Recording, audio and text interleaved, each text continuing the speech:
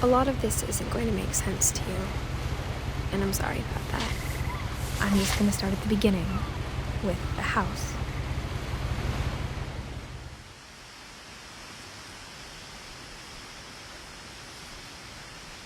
Someone had put up a chain link fence, but it looked like I wasn't the first person to hop it. My brother Milton disappeared when I was 4. It was like the house just swallowed him up.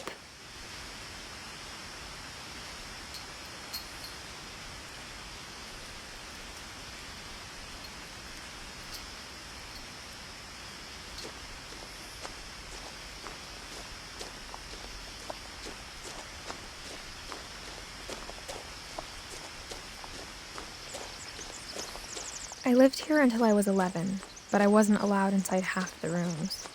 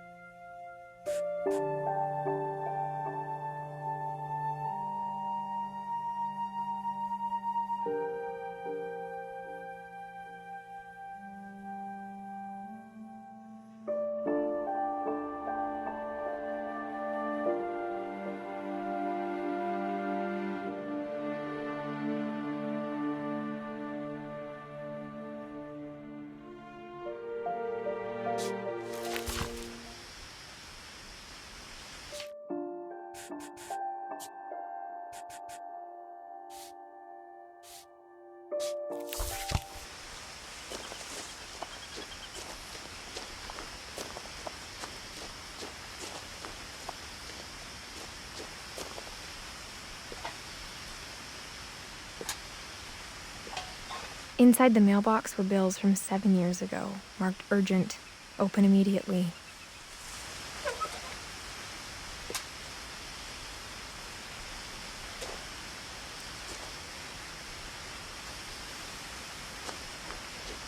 I hadn't been back since my brother Lewis's funeral.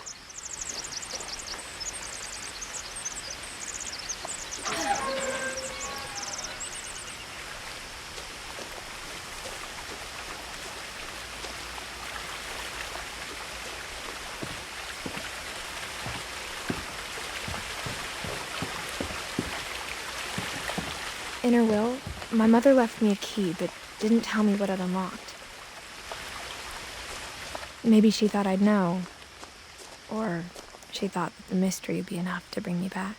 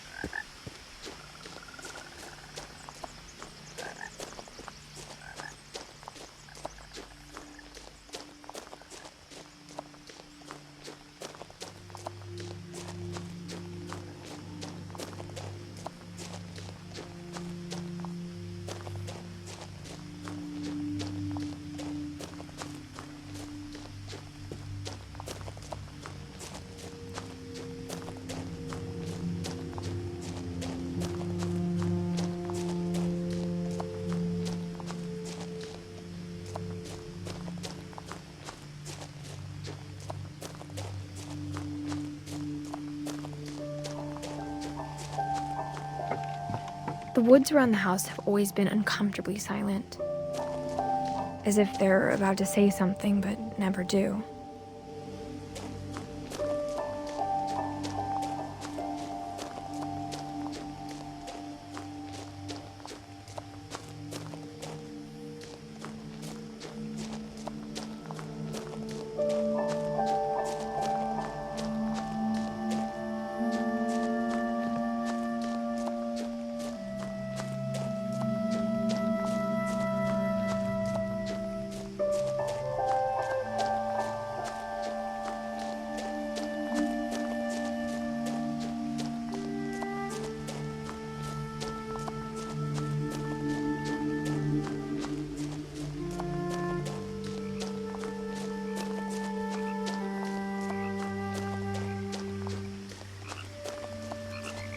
The house was exactly like I remembered it, the way I'd been dreaming about it.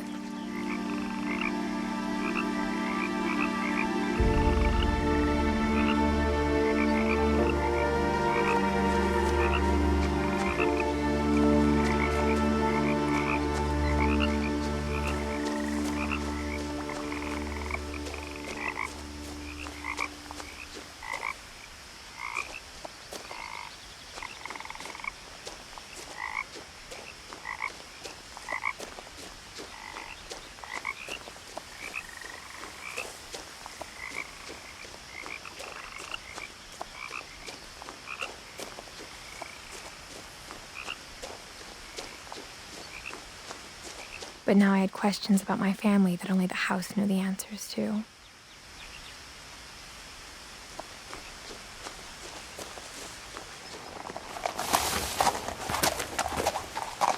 The truth is, even after I inherited the house, I never thought I'd come back to it.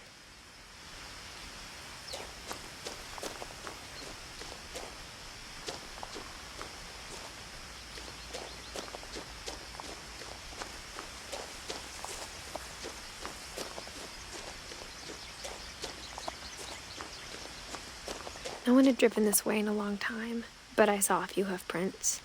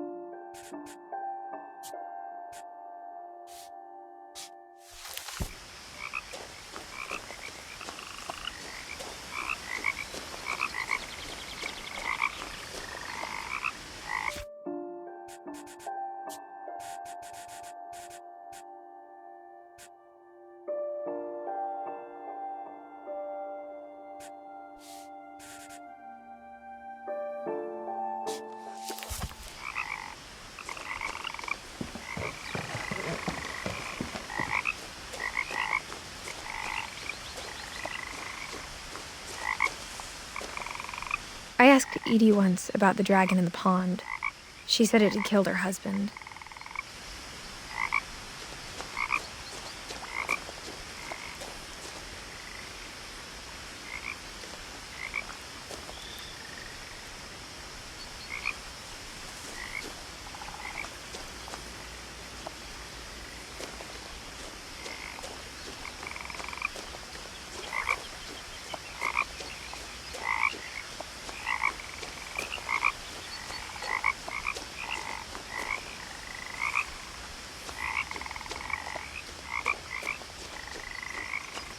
As a child, the house made me uncomfortable in a way I couldn't put into words.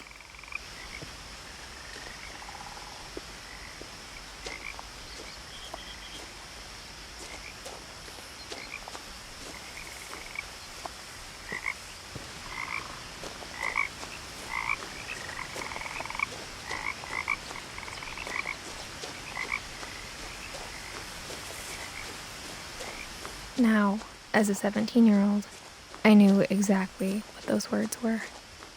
I was afraid of the house.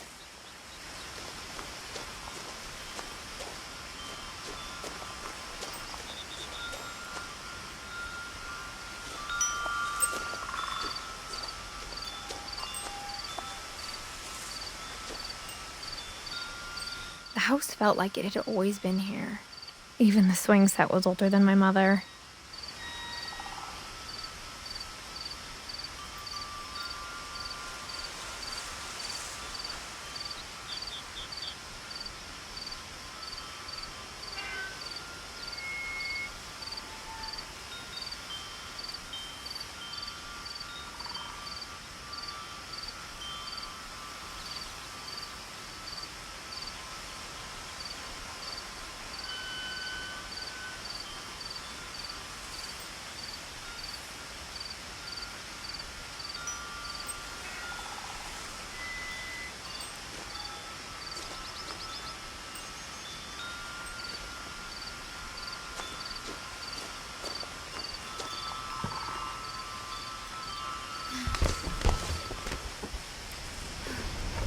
Crawling through the doggy door used to be a lot easier when I was 11.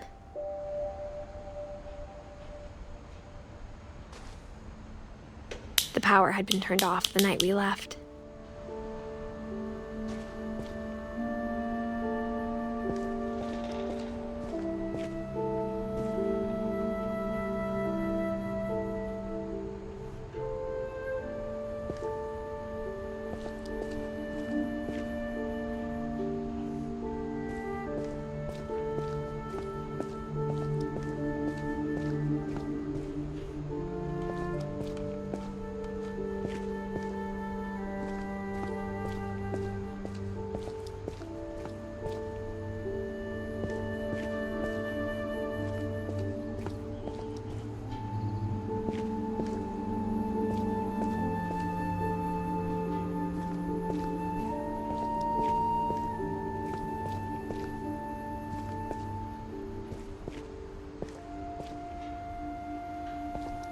For the first time in years,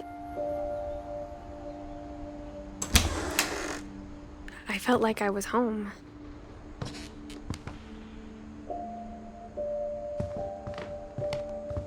But instead of a family, there were just memories of one.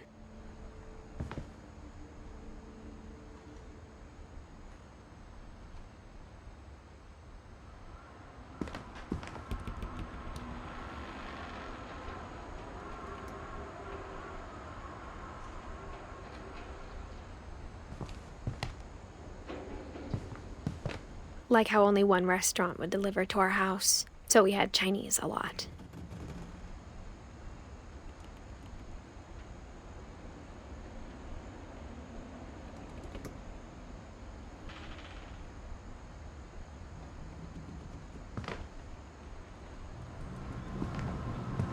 Or how after Louis started working at the cannery, we all got sick of eating salmon.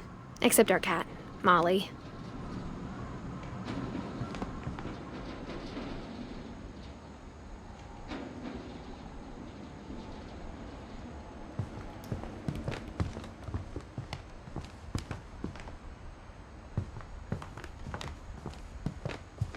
Nothing in the house looked abnormal. There was just too much of it, like a smile with too many teeth.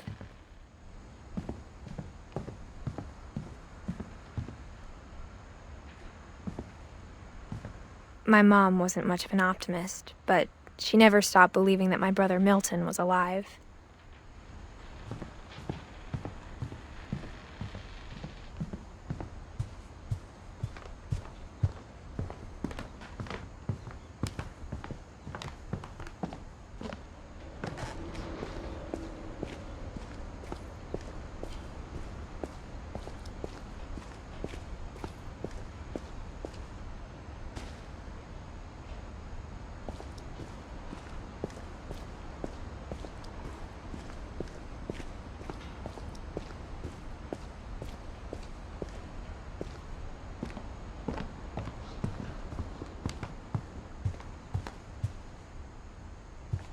table was still a wreck from the night we left.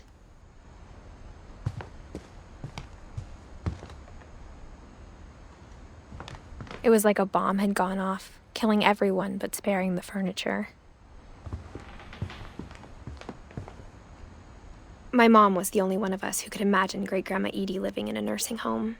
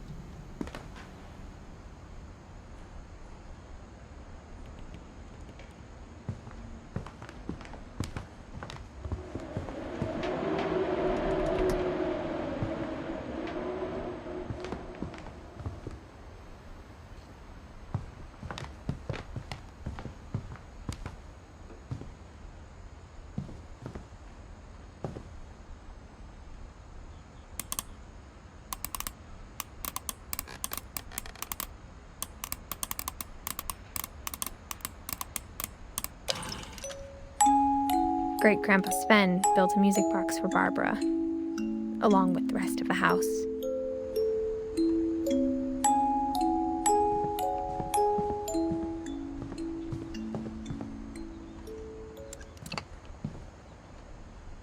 A lot of things got left behind in the whirlwind of that last night.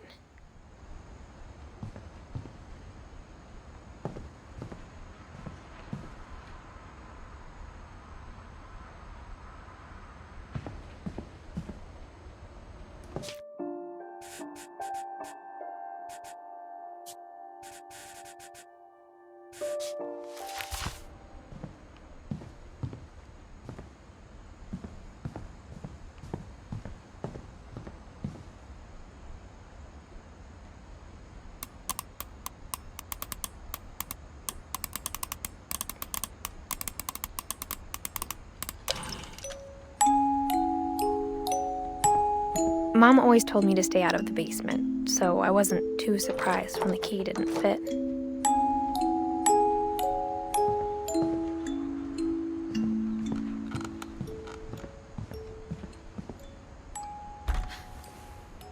Edie told me once that every Finch who ever lived is buried somewhere in the library.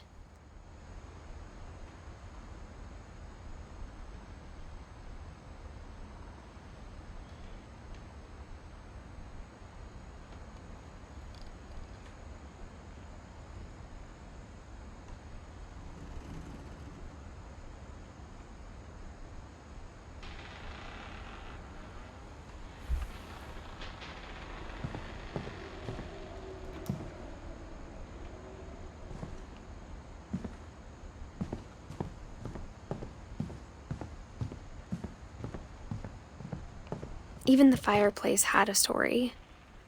Edie told me the bricks came from the original house, after it sank.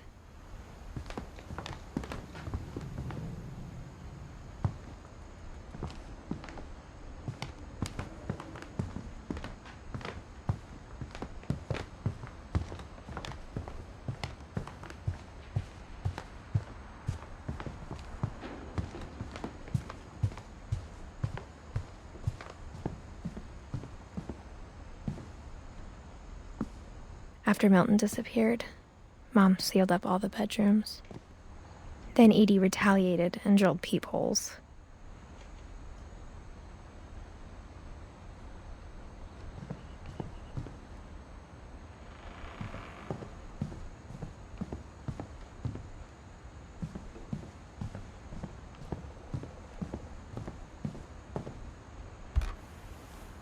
As a kid, I just assumed every house had peepholes and sealed rooms you weren't allowed inside of.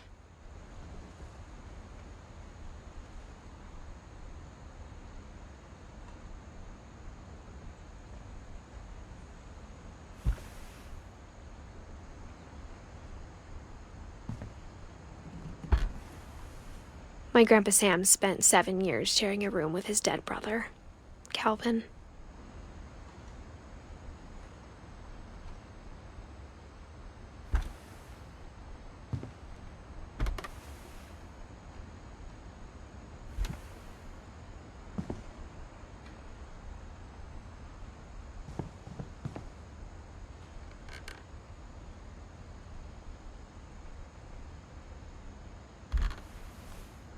The last time I was in Edith Sr.'s room, I was 10 and she was painting my portrait.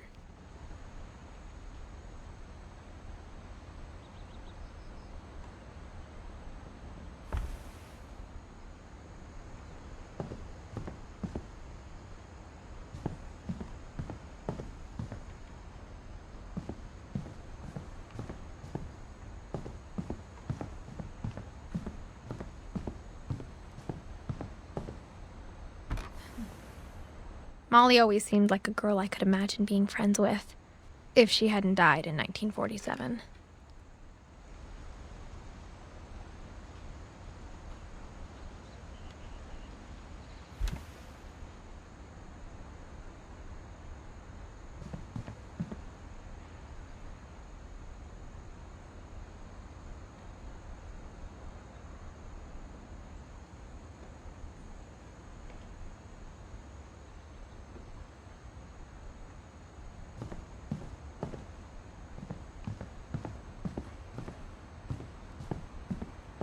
I spent a lot of time playing in Great Uncle Walter's room.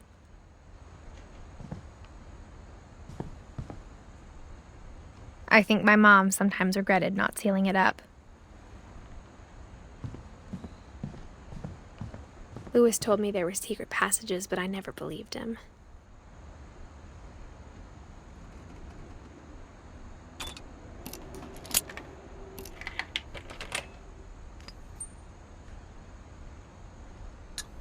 Turns out, my mom was really good at keeping secrets.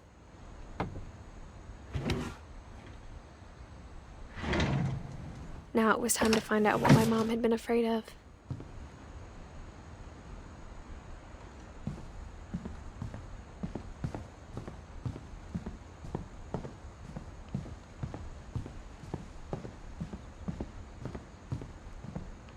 Whenever people ask me about my family, the first thing they always want to know about is Barbara.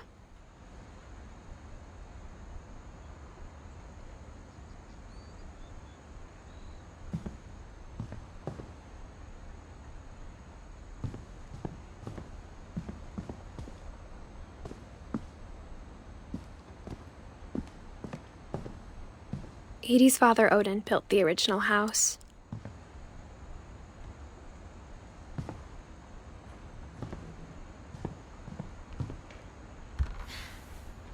Barbara was a child star for 2 years, until America grew out of it.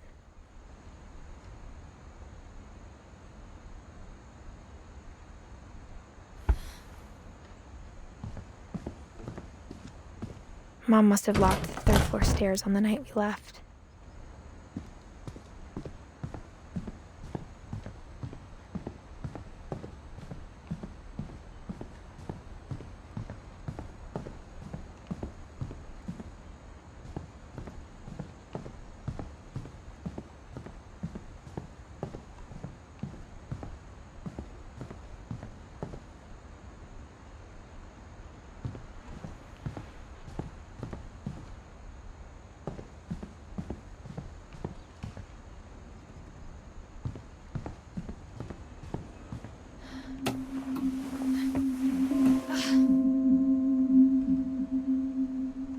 Reading this, maybe it sounds like I had a plan. From the paintings on the wall, it was clear my brother Milton had been here before me.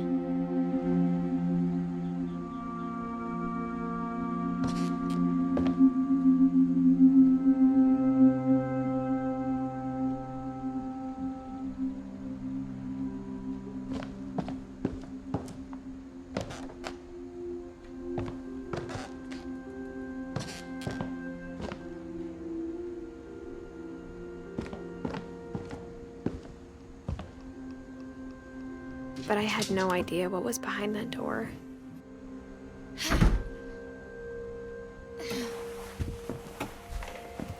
Just like I had no idea where all this was gonna lead.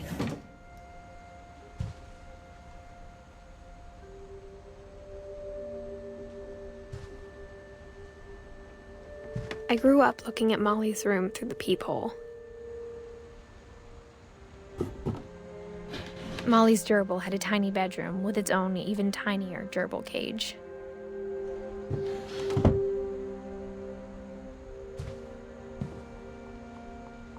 being inside for the first time, I felt like I'd stepped behind a painting.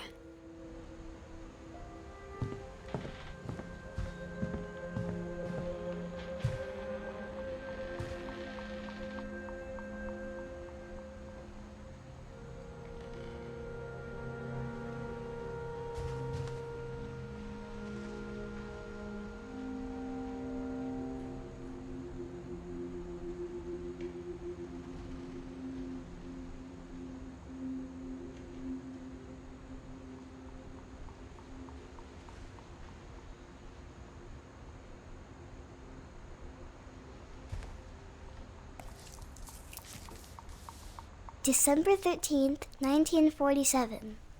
Dear Diary, I'll be gone soon, but I wanted to tell somebody about what's gonna happen. It started when Mom sent me to bed without dinner. I woke up and I was starving, so I looked around for something to eat.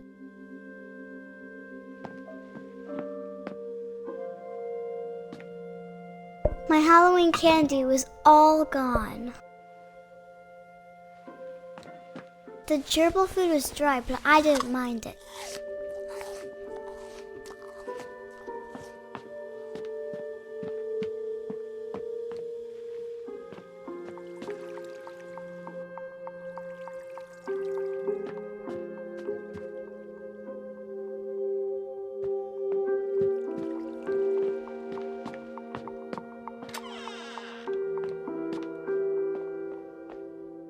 I kept eating and eating.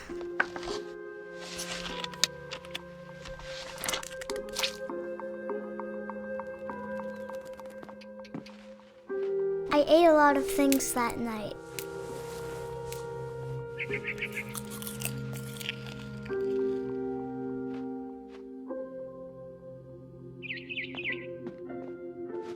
Then I heard chirping outside my window.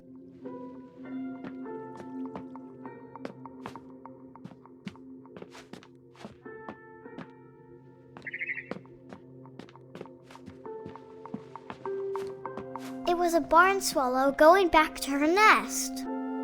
I reached out for her.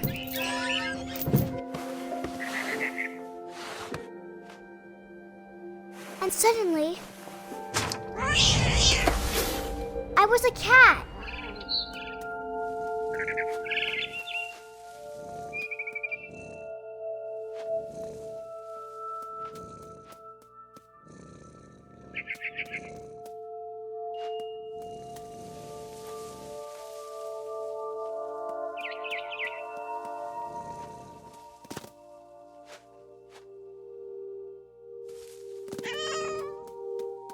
I tried to be quiet, but the bird was really scared.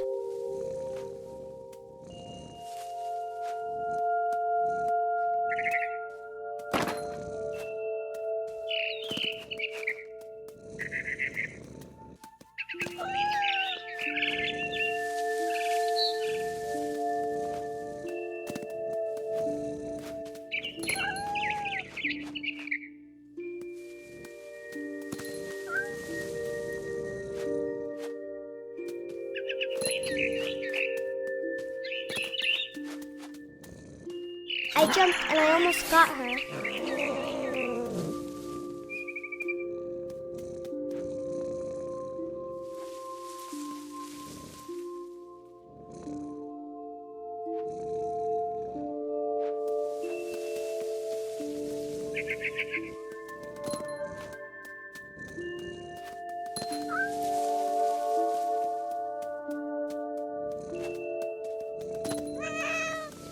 I could tell she was getting really tired.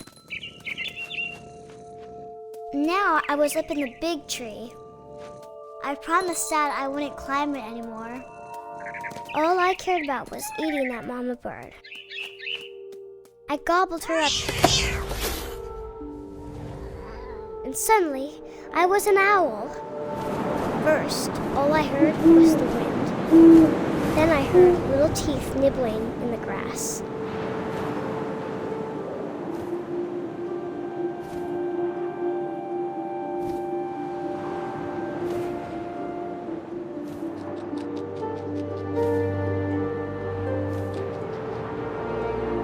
Rabbits.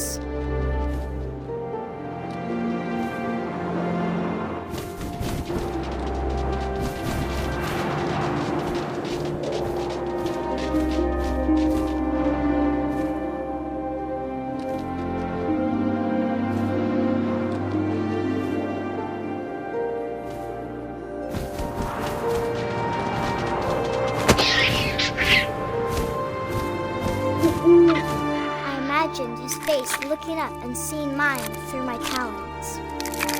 I swallowed him up, and I didn't chew one bit. Then I flew off to find something bigger.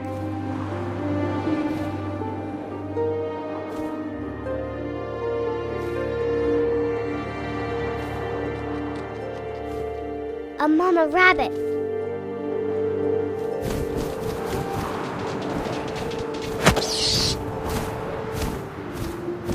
She was almost too big to carry. I started choking, but I couldn't stop eating. And suddenly, I was a shark.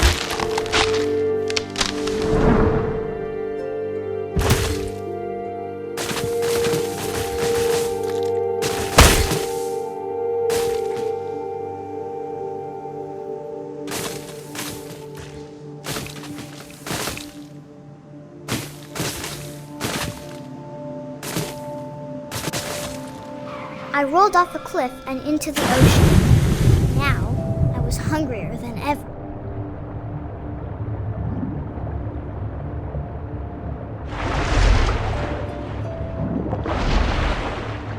I wanted fat, juicy seals.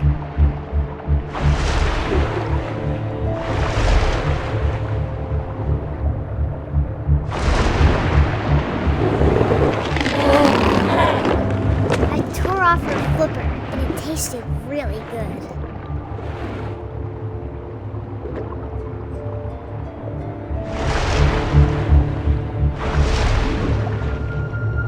I grabbed on tight, but I was so hungry, I jumped out of the water. When I opened my eyes, everything had changed.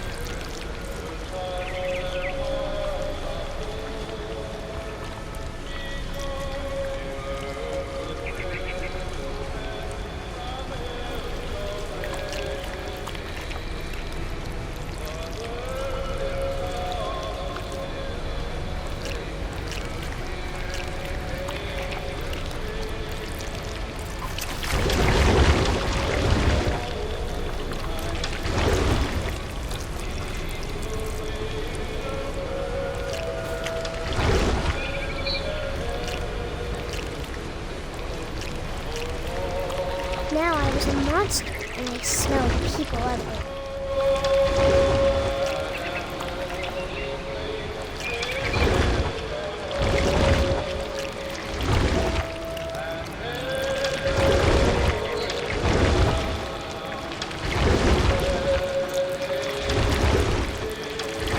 I was big, but I moved real quiet.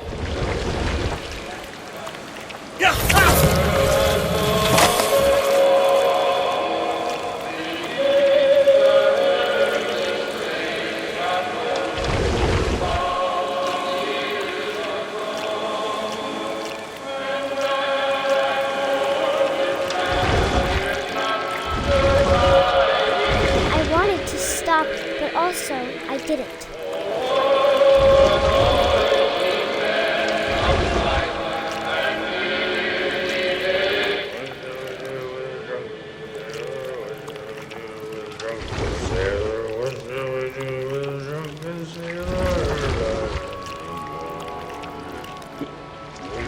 Belly with a rusty razor, belly with a rusty razor, belly with a rusty razor.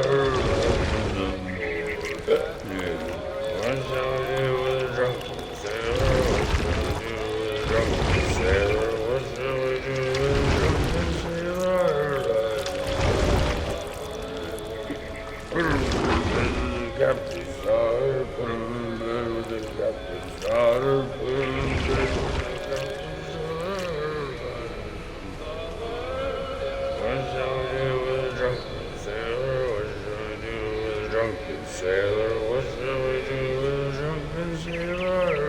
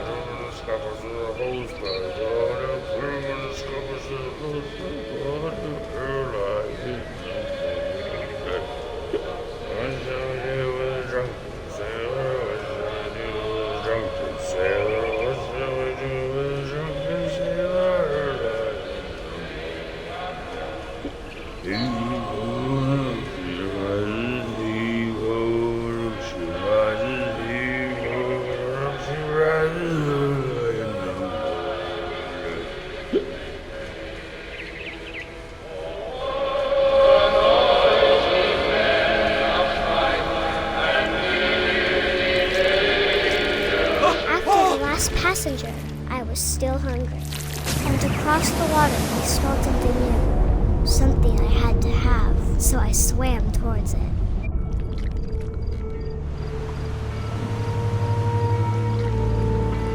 I slithered onto the sand, and the good smell went into an old pipe.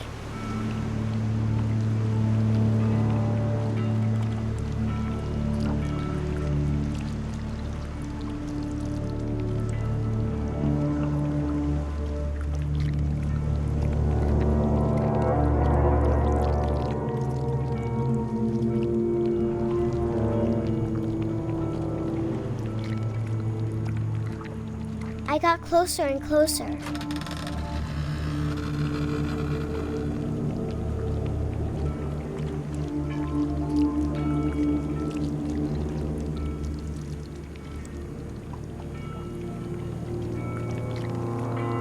All of my stomach started growling. And suddenly, I was me again. I held my breath for a long time, but I couldn't hear anything. I think it's waiting for me to fall asleep. But it's not going to wait much longer. It needs to feed, and we both know I will be delicious.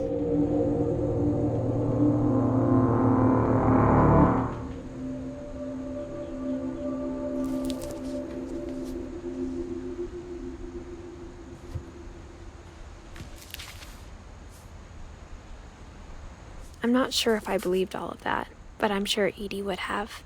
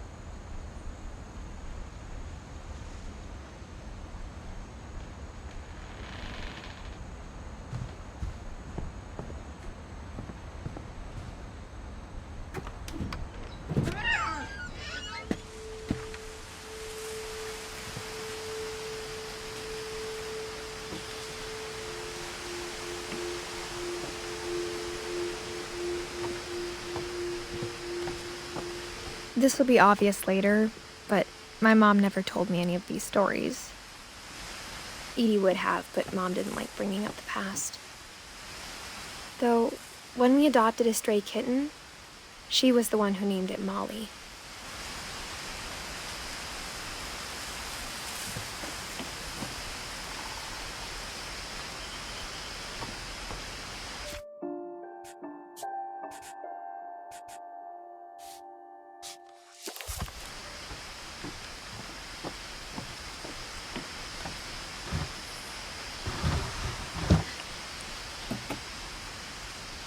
I spent a lot of time in Great-Grandma Edie's room.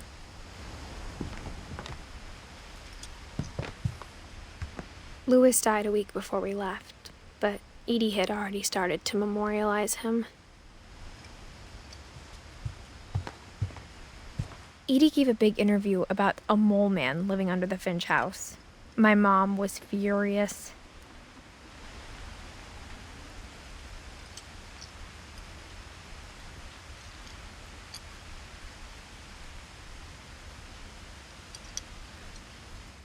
I hadn't thought of myself as Edith Jr. for a long, long time. When Edie told people Sven was killed by a dragon, she could also have said he was building a dragon-shaped slide that collapsed. She could have, but she didn't.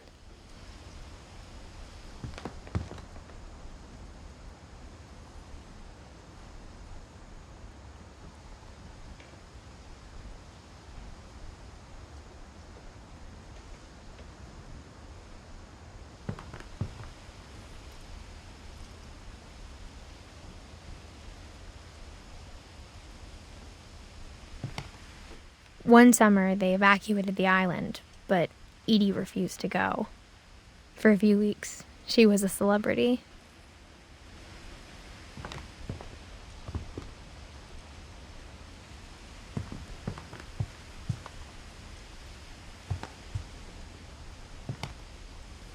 Edie knit me a new pair of gloves every year, just in time to replace the old ones.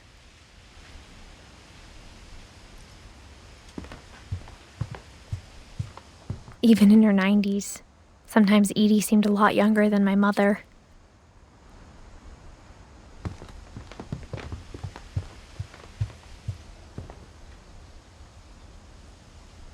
Her room was like a museum.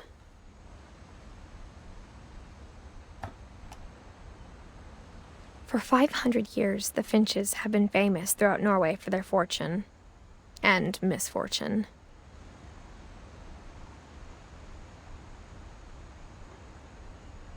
Odin Finch buries the latest victims of the family curse, his wife Ingeborg and their newborn son, Johan.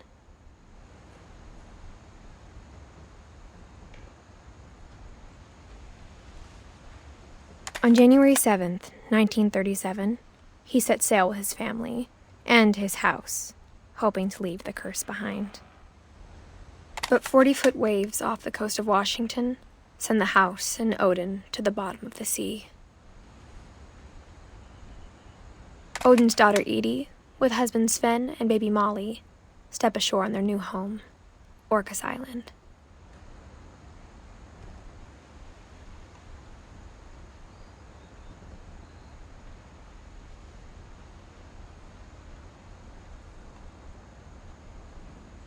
Odin Finch is the first to be buried in the new family cemetery. His daughter Edie is already dreaming of a new Finch house.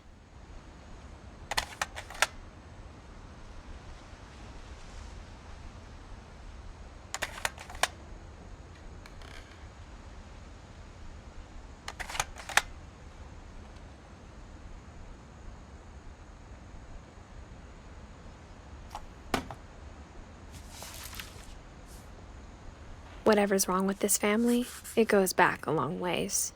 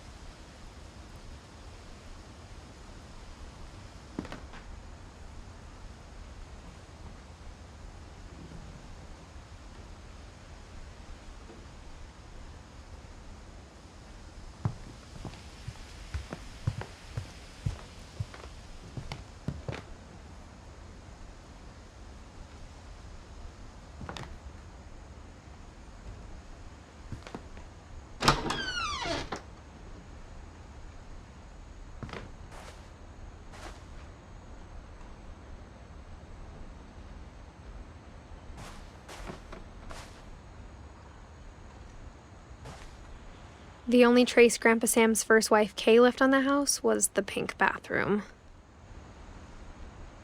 It was a pretty big trace.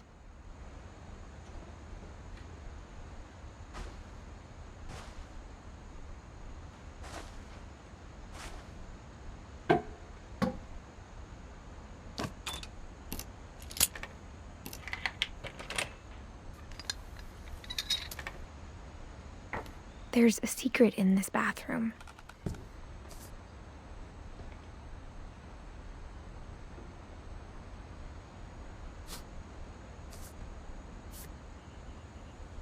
It's in the last place you would look. It isn't in the cupboard. It's hidden in this book.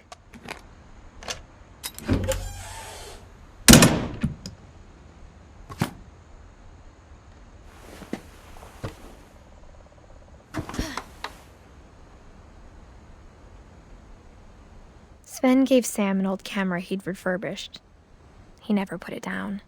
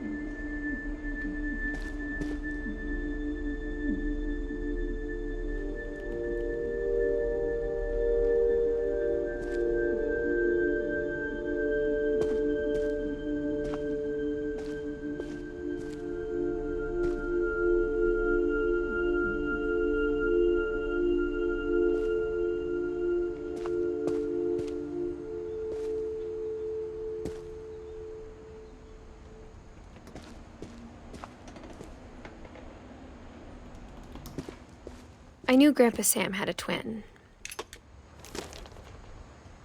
and that he never talked about him.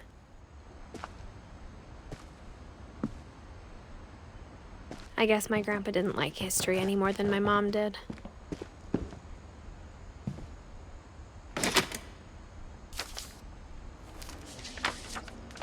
How I Want to Remember My Brother by Sam Finch.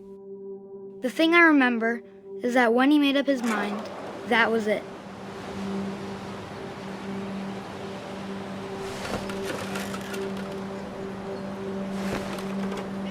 My brother said he'd die before he ate another mushroom, and he did.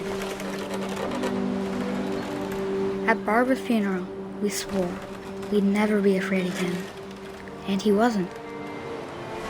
I think Calvin always wanted to fly. Sam! Calvin! Dinner's ready! Coming! But that day, he finally made up his mind to do it. I told him going around was impossible. Maybe if I hadn't said that, Calvin! I'm not gonna tell you again! maybe if the wind hadn't picked up, then maybe he'd still be here. But I doubt it. I think he'd already made up his mind. That's what I want to remember about my brother.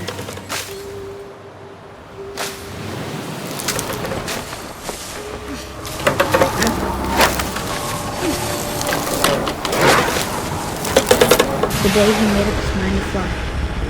And he did.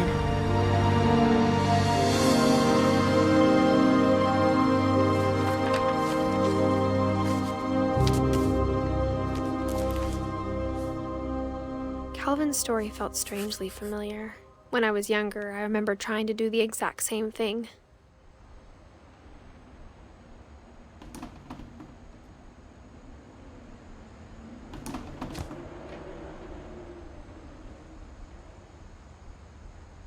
After the funeral, Edie roped off Calvin's half of the room.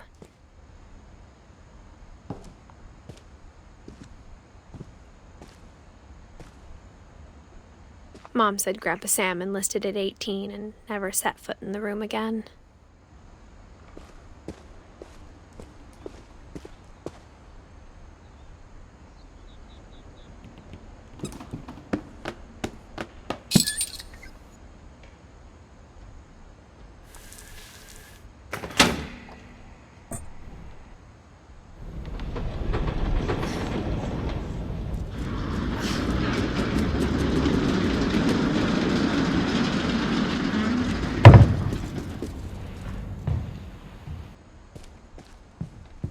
The passages were a pretty tight fit.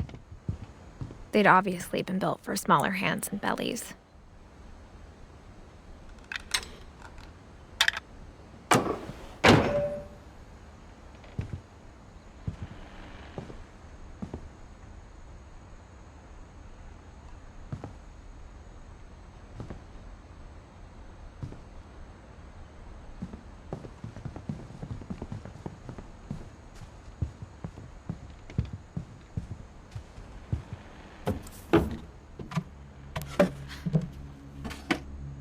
Growing up, I always thought of Barbara as a child star.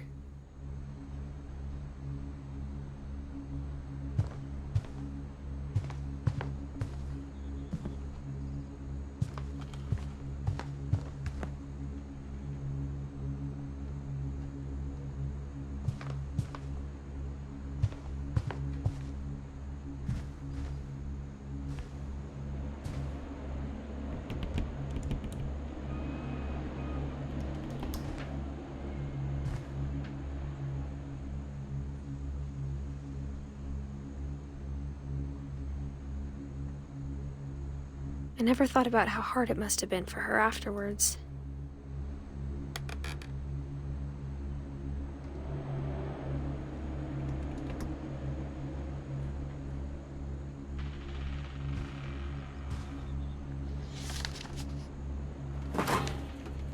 Of all the stories people wrote about Barbara's death, I'm surprised Edie saved this one.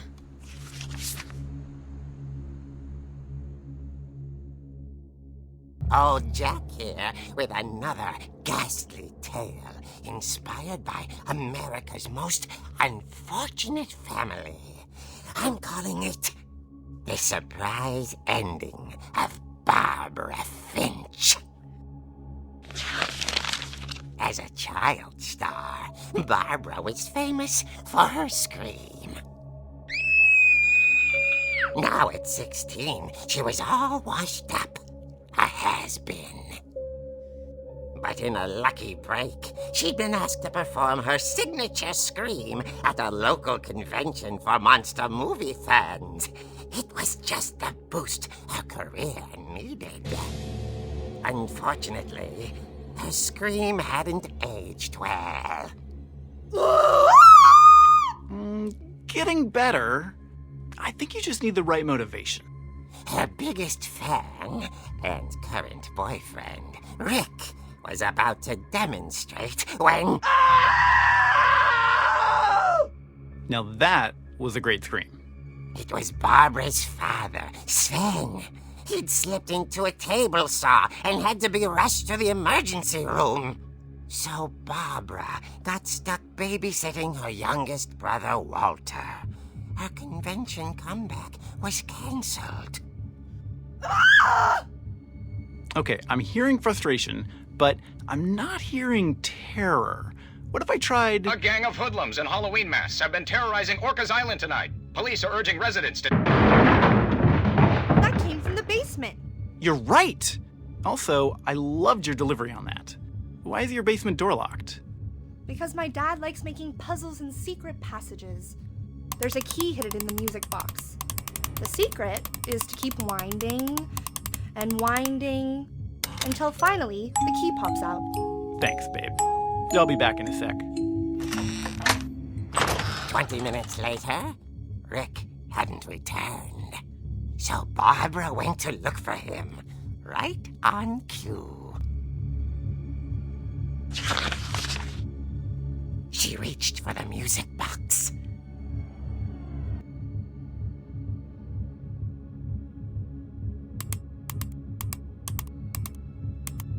And as she wound the key, she listened for Rick, but the house was silent.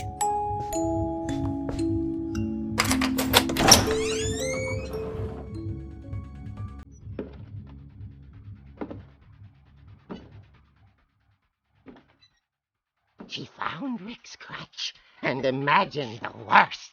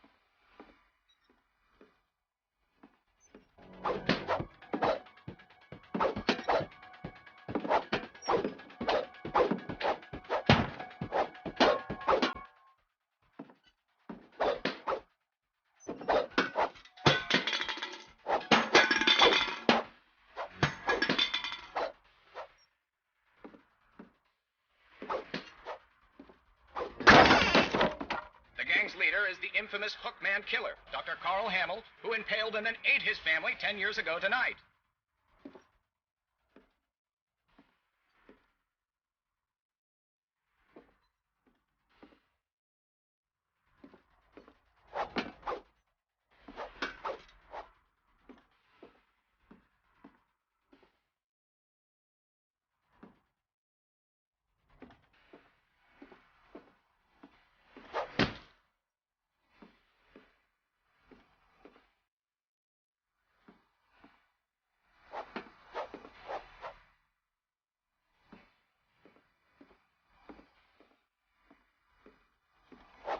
So it rattled and grew still. Oh dear! Oh! Rick?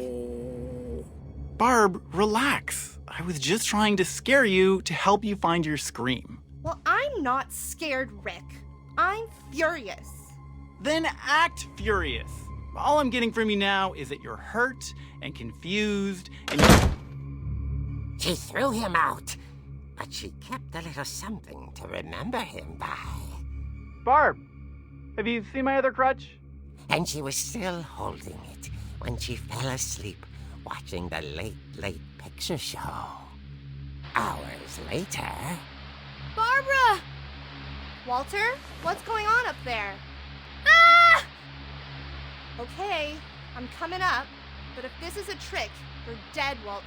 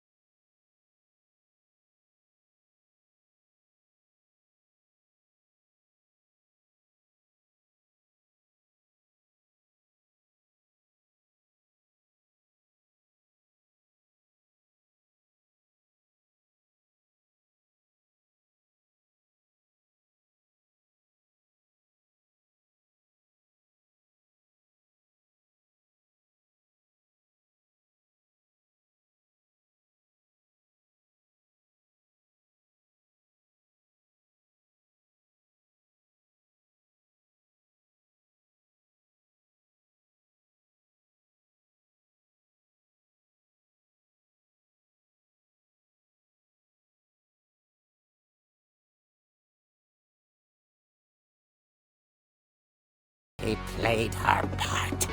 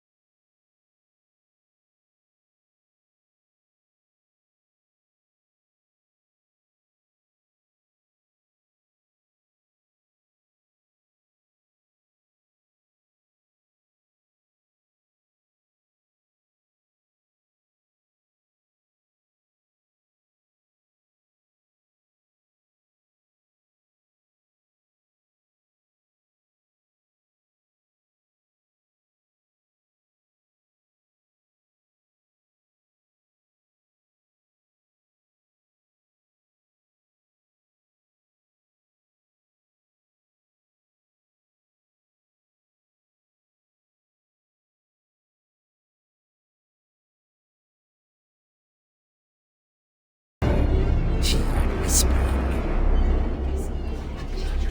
It was coming from inside the house.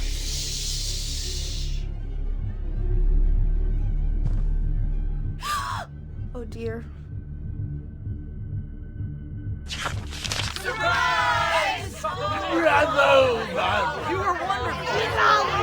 The monsters had come to surprise her. For Barbara, it was a dream come true. Then she saw what kind of monsters they were, and she realized what was about to happen. She was going to be famous. And with her final breath, Barbara Finch gave the performance of her life.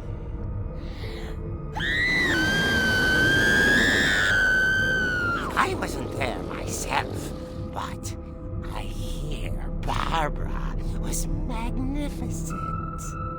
Poor girl. she had a taste for stardom. But unfortunately, so did her fans. Of course, the police blamed it all on poor Rick, who disappeared the same night. And little Walter, hiding under his bed the whole time. He took it all pretty hard, but that's another story. As for Barbara, tucked inside the music box is all they ever found of her. Her ear. Now that's what I call a real eerie tale.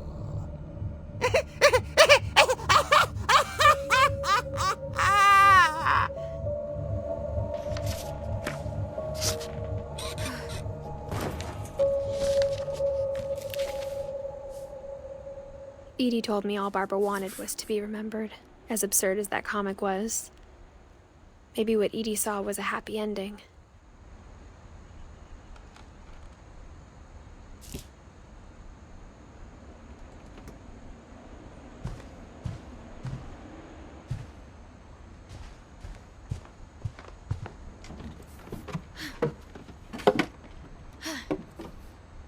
I guess now I know why Mom didn't like me playing with the music box.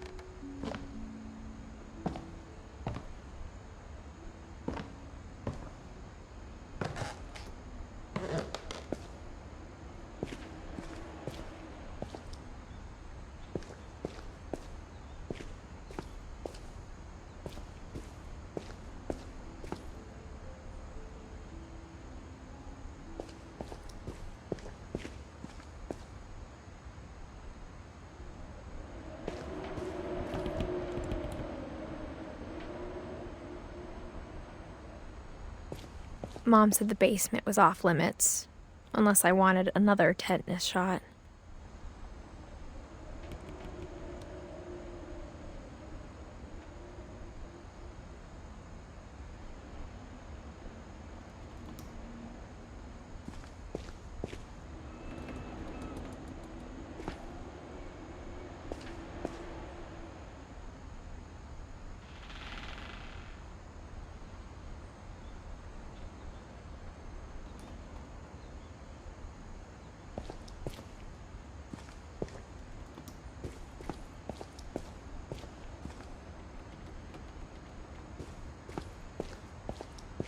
I saw Edie sneak down to the basement once, carrying packages.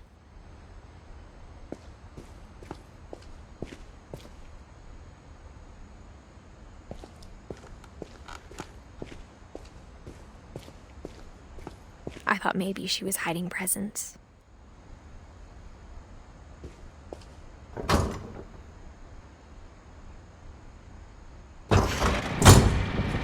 It turned out she was hiding a lot more than that.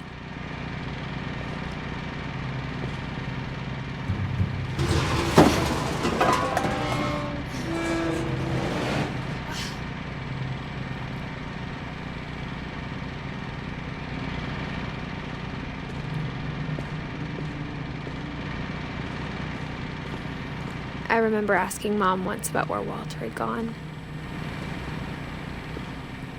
She said after Barbara died, he got as far away as he could.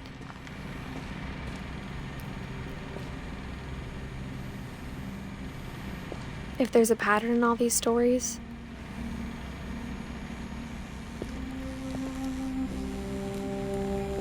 I think it's that none of us has gotten very far.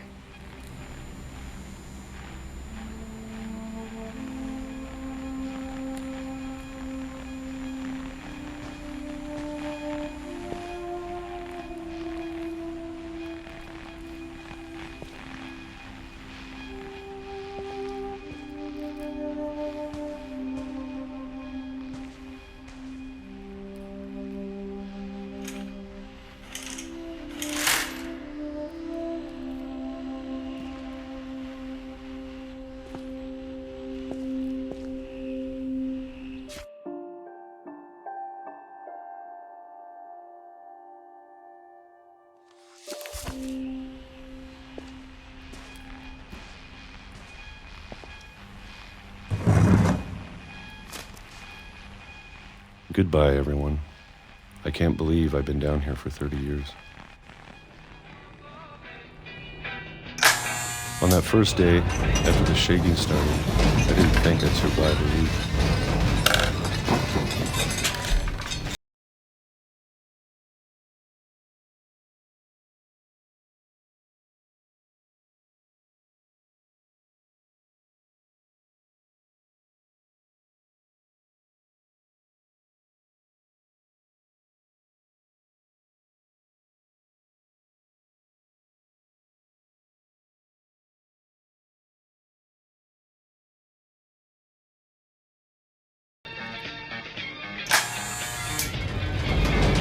But if you wait long enough, you'll be used to anything.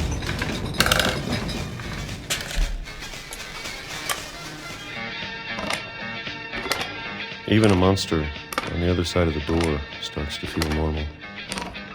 Almost friendly.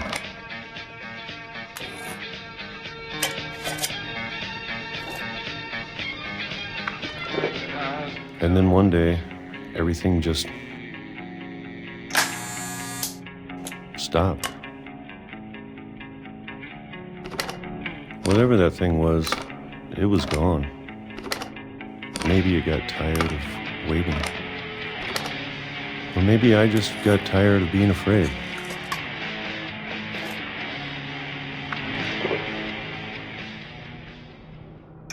It's been a week now, the longest in 30 years.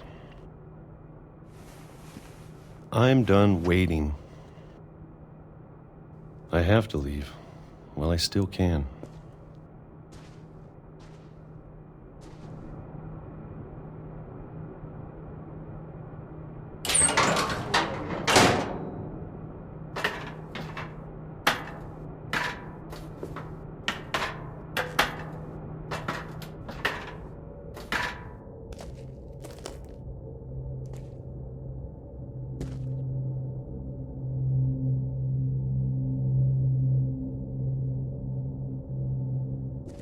I know it's out there, somewhere.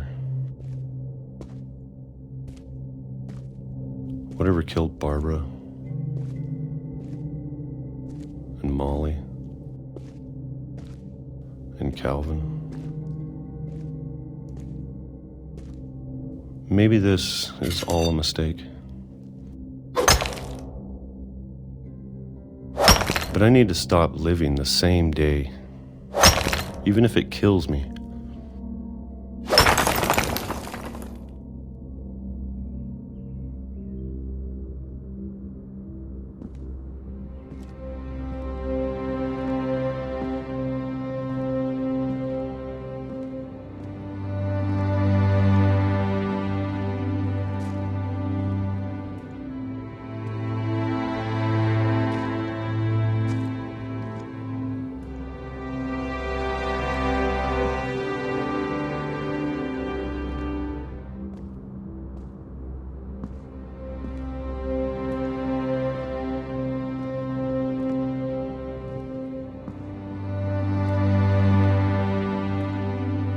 Whatever's out there, I want you to know I'm ready for it. I'm going to appreciate all of it, especially the food. I don't mind if I only have a year left, or a month, or a single week. I'd be happy with one new day. I can already imagine the sun on my face.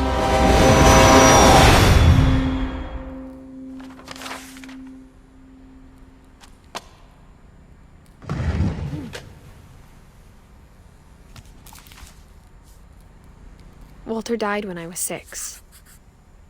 I can't believe my mom never told me he was down here.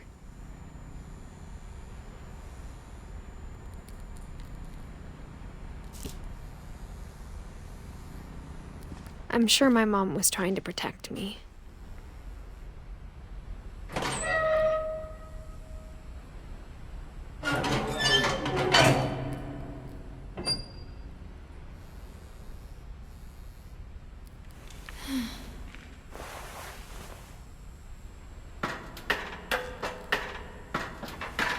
Maybe she was afraid I'd end up like Walter.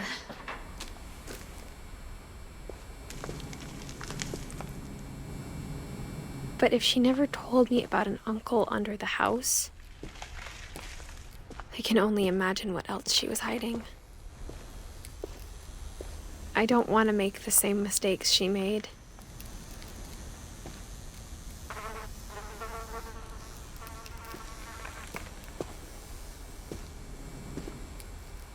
Trying to bury something that's still alive.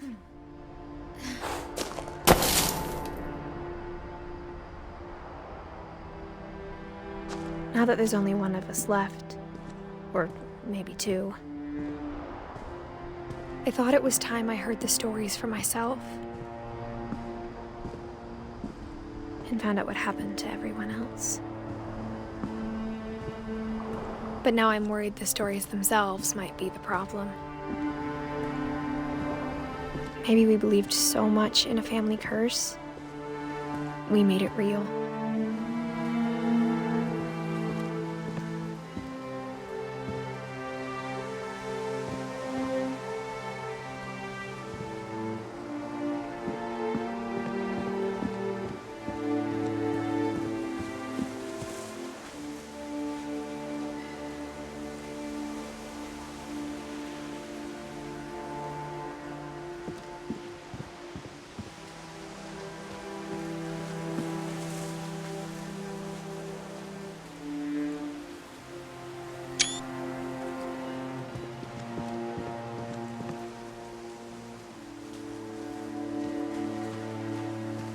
I don't know if I should even be writing this.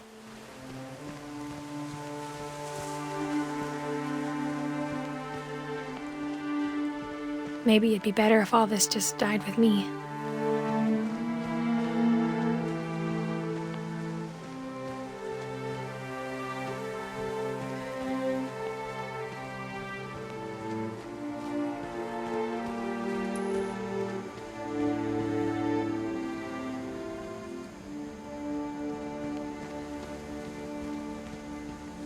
But I thought you should know about your family.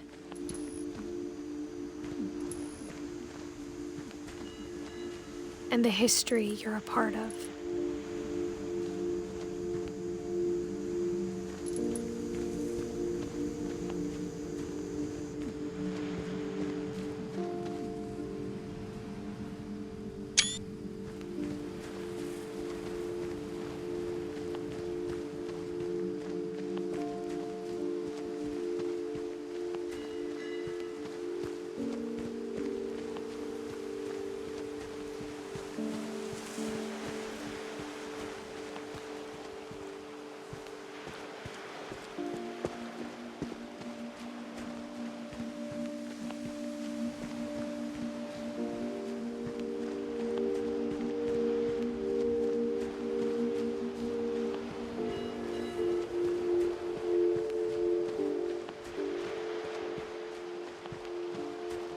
Though to be honest, I feel as lost as you probably do right now.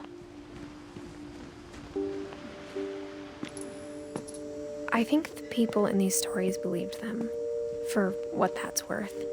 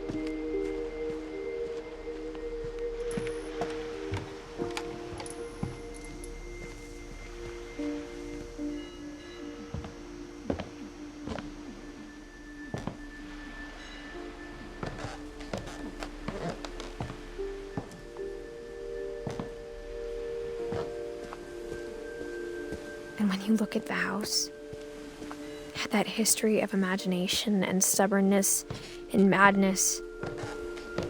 Any of it seems possible.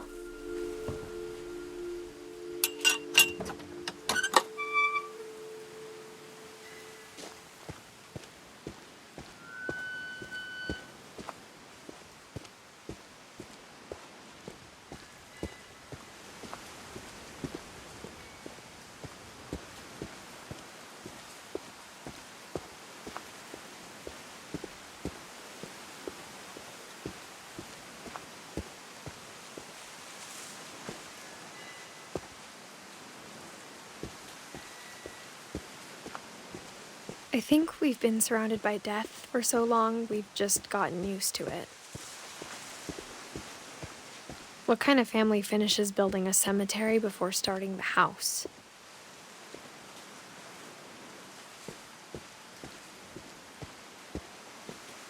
It's embarrassing for me to admit this, but the pet cemetery made me more uncomfortable than the human one.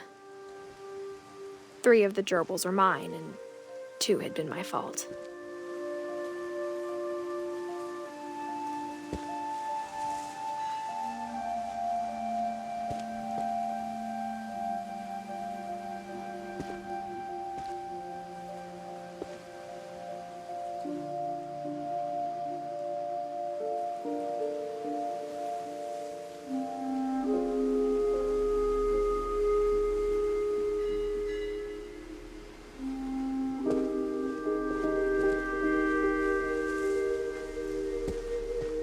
Sven built the house, but it was Edith who designed the cemetery.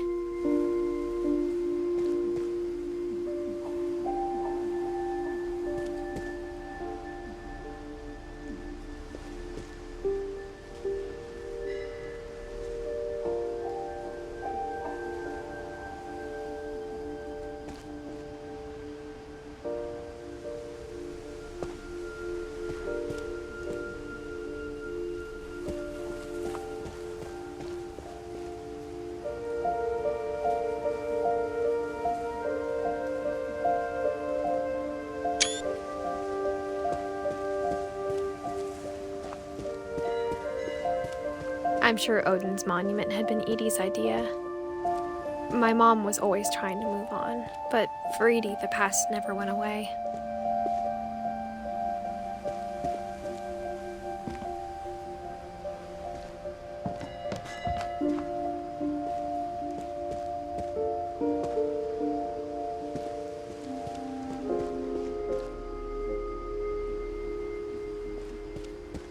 She could see it poking out of the water at low tide.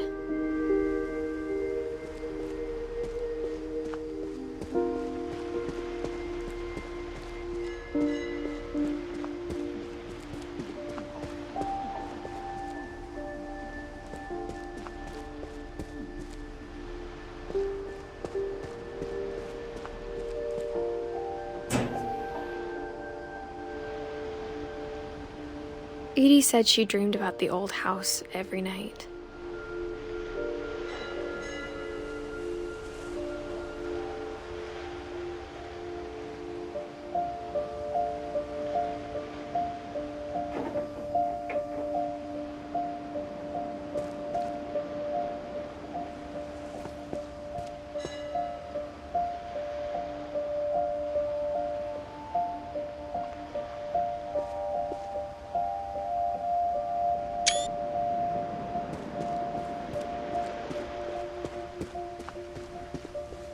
Edie's side was always easier for me to understand. But the older I get, the more I can see where my mom was coming from. Her dad had been pretty strict, but it wasn't enough to save her brothers. She was just trying to do better.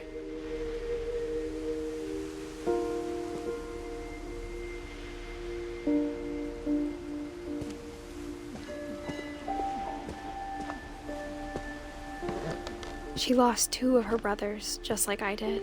I get why she tried so hard to protect us.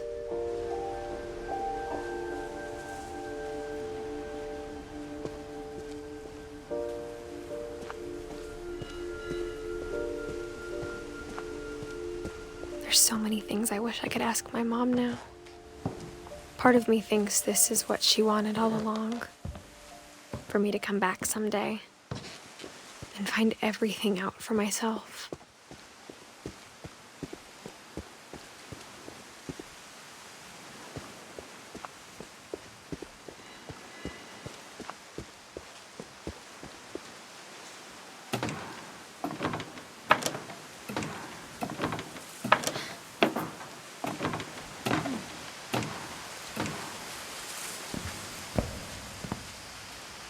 But looking back on it now,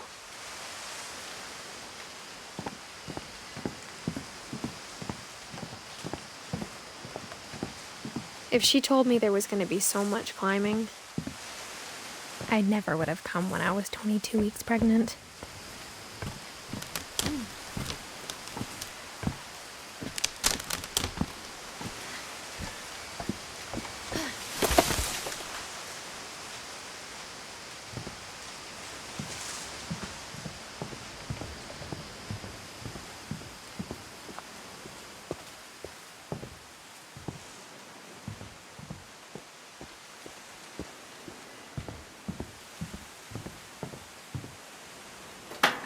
I never met Grandpa Sam, but I think he and my mom had a lot in common.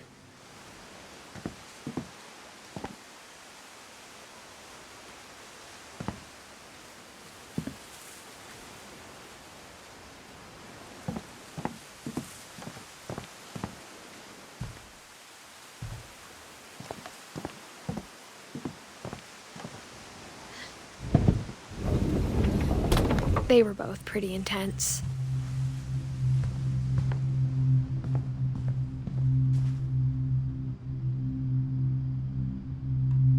Sam spent his life shooting photos, but Mom said he got nervous being in front of the camera. I guess we're all afraid of something.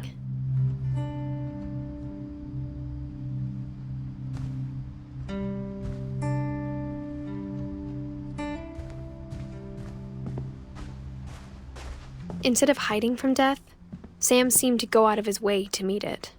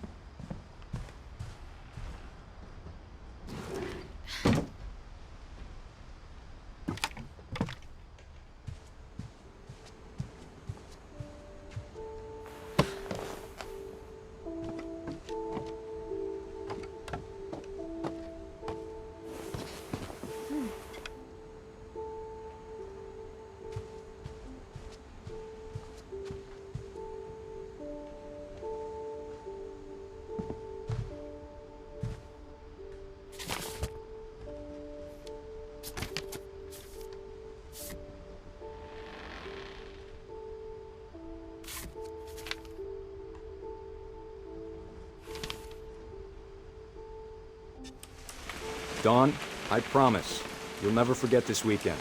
Yes, sir. These memories are gonna last a lifetime. What? Am I gonna have to shoot anything? It's a hunting trip, Dawn. Shooting is strongly encouraged. Perfect. It's gonna rain the whole weekend, isn't it? I will never forget this weekend, Dad. That's the spirit. Okay, got it. I'm gonna take some pictures, okay? Just be careful. That camera's older than you are.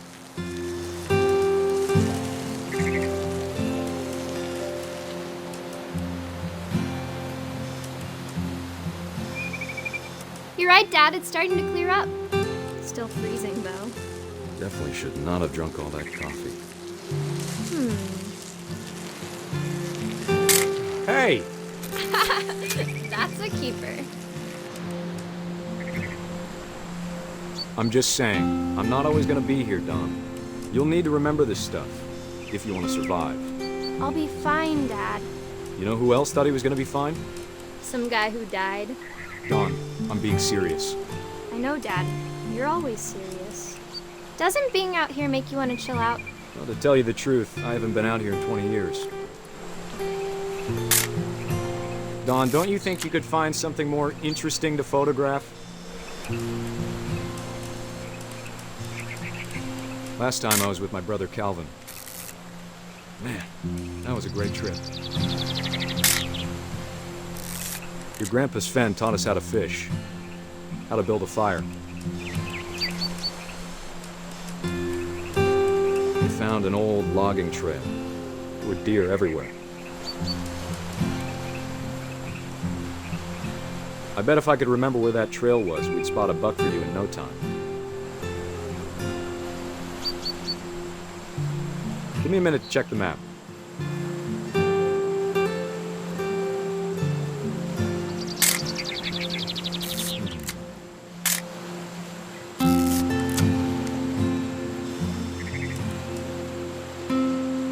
Let's see.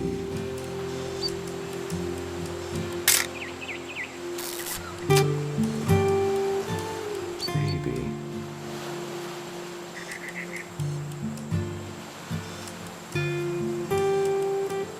Or was it?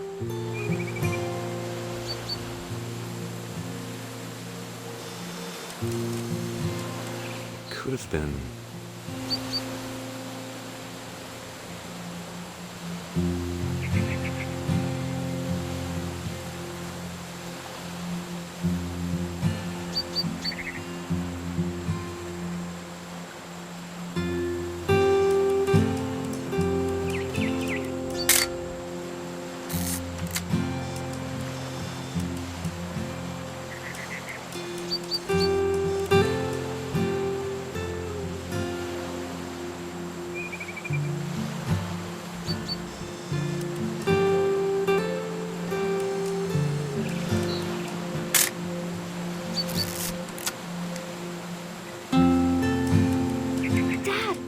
Good eyes, Dawn.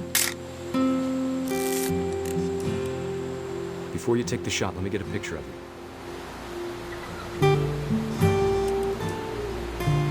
Dad, I... Just breathe. Let me get behind you. Do I have to do this? Dawn, you don't have to do anything.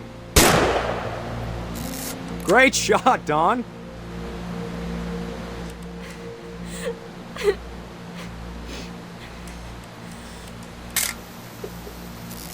I'm proud of you, Dawn. Always remember that, okay?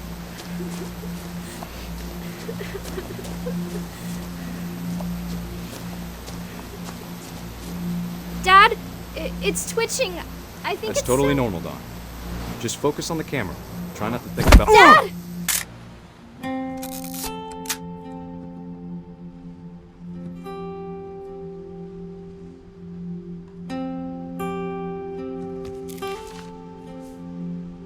Of all these stories, that's the one I wish most that my mom had told me.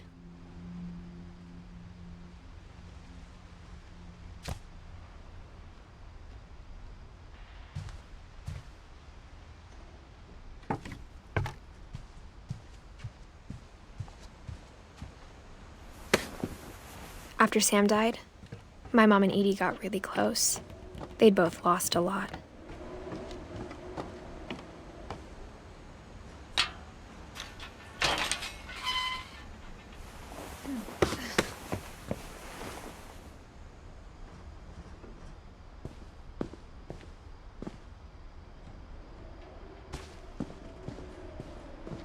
I can't imagine my mom ever writing poetry, and yet...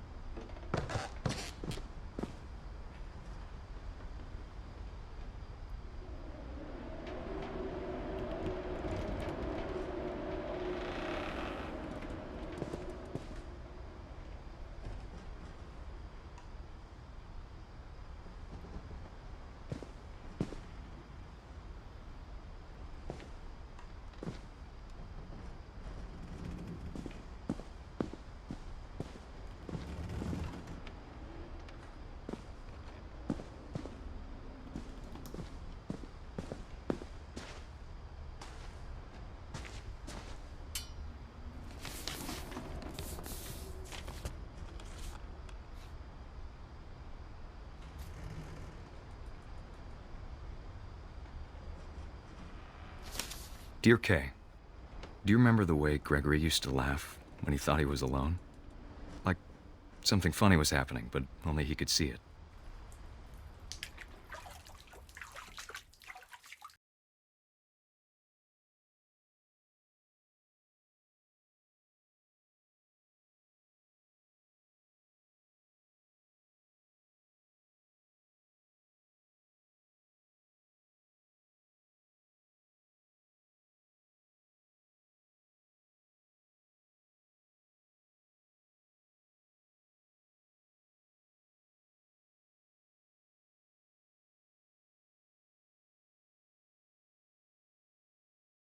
Move over, Gregory. It's time to...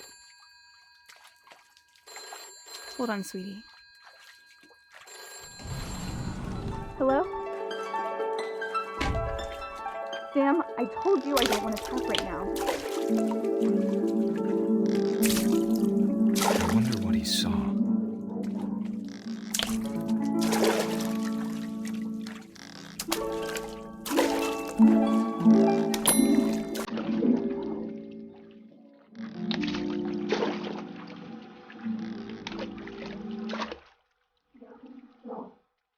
He reminded me so much of Calvin.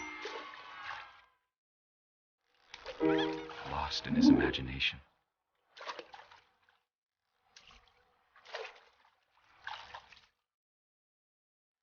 Whatever it was he saw.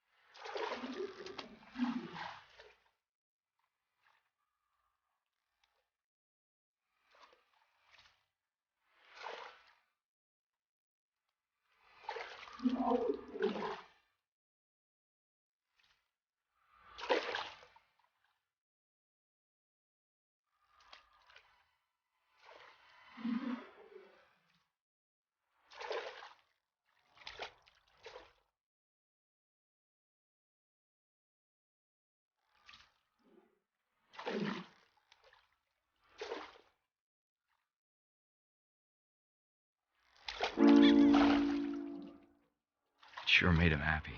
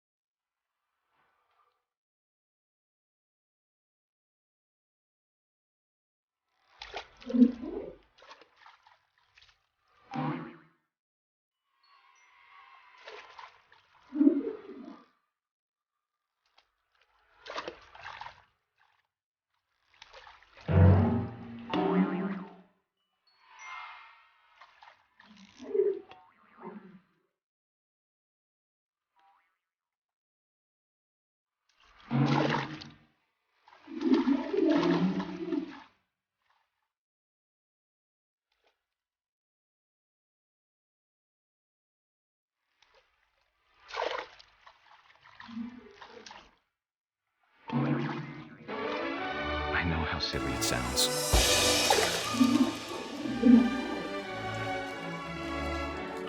That I worried about a baby being too happy. But I could feel him slipping away. Sorry about that, Gregory. I know you did everything you could. Maybe if I hadn't called that night. Damn it. Hold on, I don't want Gregory to hear this.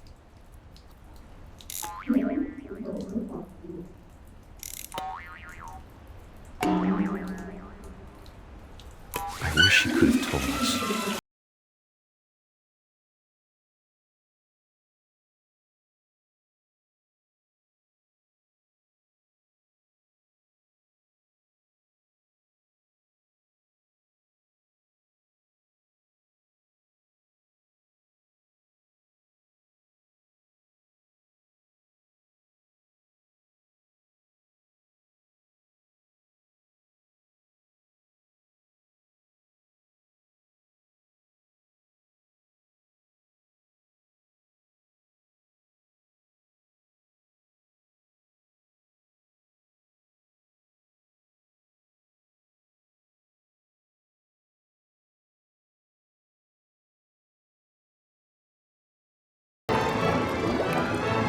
I'm sure he's happy. And he'd want you to be happy too. Good luck, Kay. Love, Sam.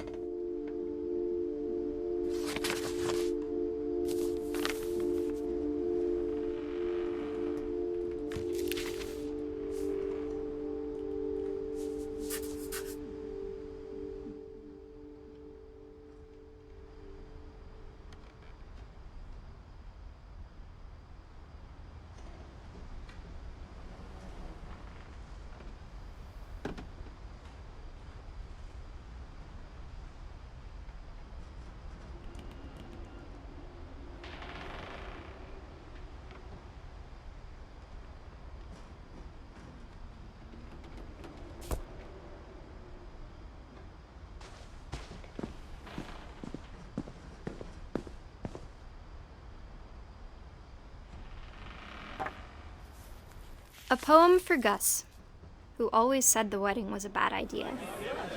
Our father never hit us kids, at least not very hard, before the day my brother said with teenage disregard that he'd be dead before he'd see a wedding in our yard.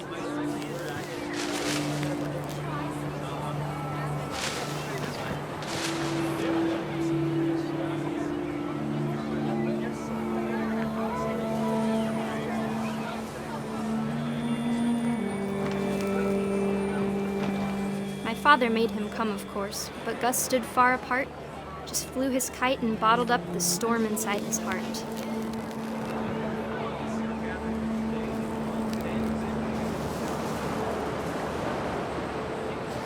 I tried to talk him out of it, but though he'd never met her, "We don't need a stepmom," were the words that I now pronounce you husband and wife. You may kiss the bride.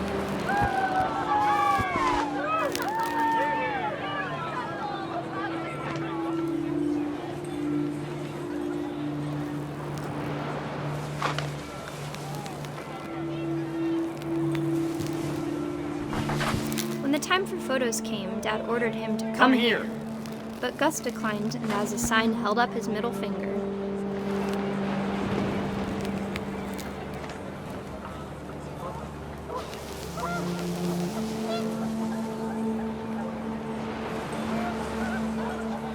The wind picked up and panicked geese appeared and quickly went. But all the humans did that day was go inside the tent.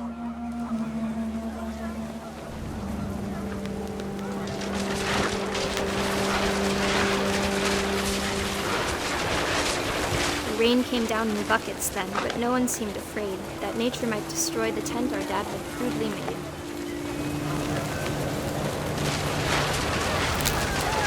The thunder sounded much too close and full of angry power. But all my father said to this was, "Make the music louder."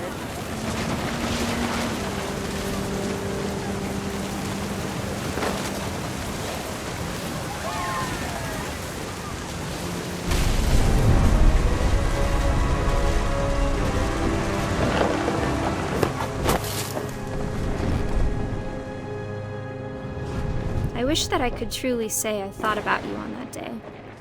Out there on the beach alone, just you, the wind, the sea, and foam.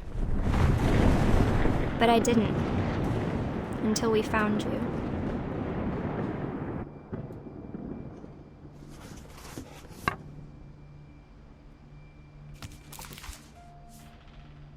She never talked about him, but Mom told me once if I was a boy, they were going to name me Gus.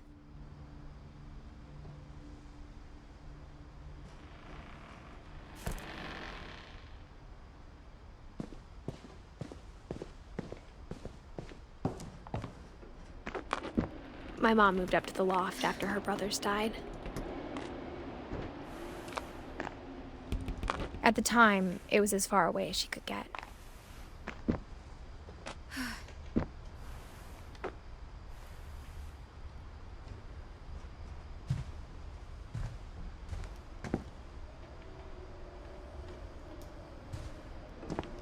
Religion was another thing my mom never talked about, but I think it helped her a lot after her dad died.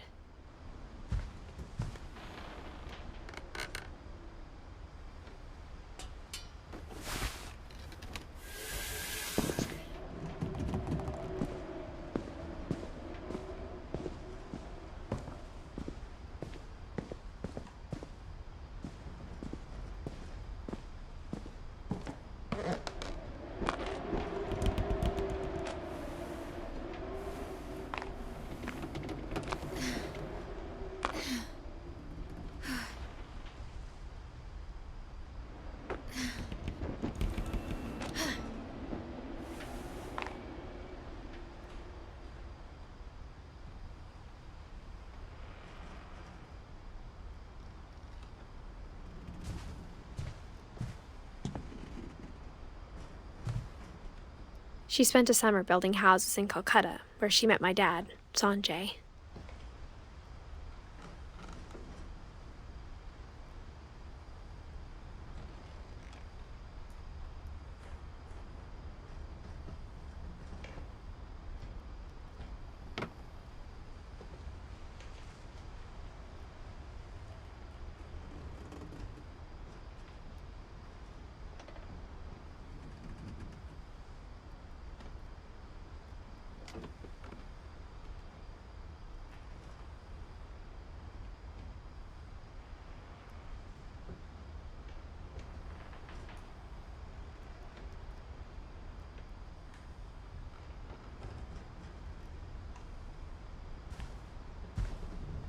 My mom moved to India a week after graduation and got a job teaching English. Louis was born a year later.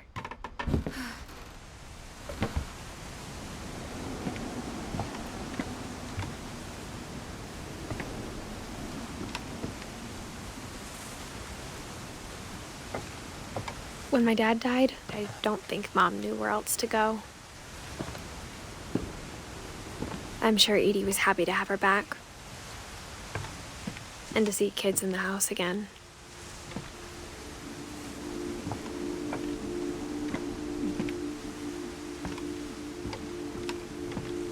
The house had to get a little bigger, but Edie was used to that.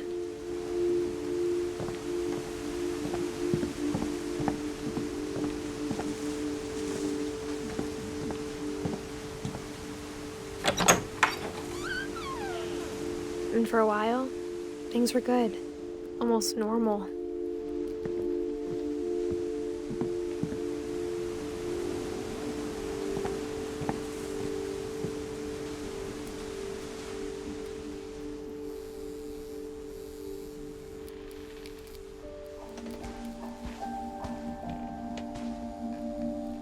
But it didn't last.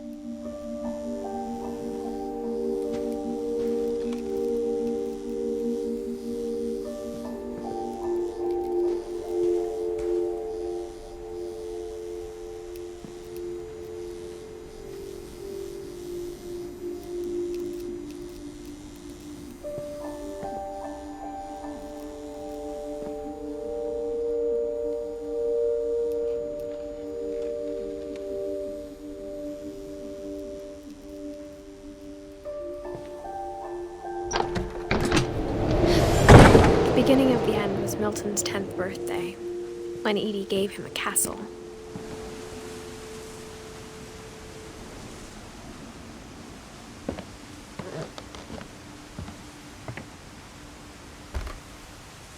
After Milton disappeared, the only thing he left behind was a room full of paintings.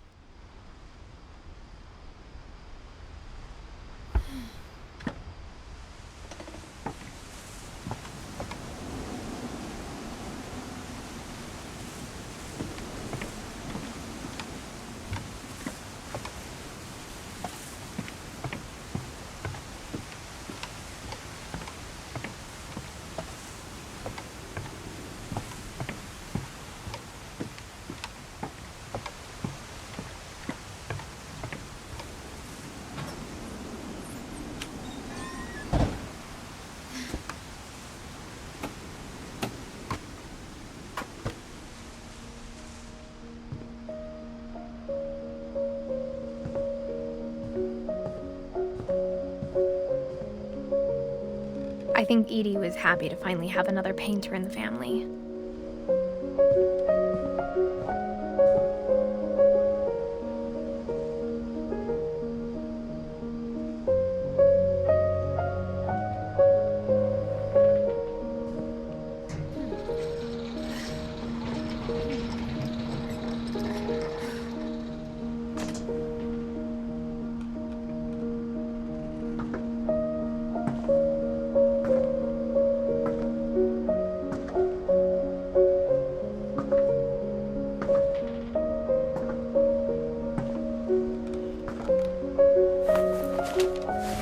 Milton Finch in The Magic Paintbrush.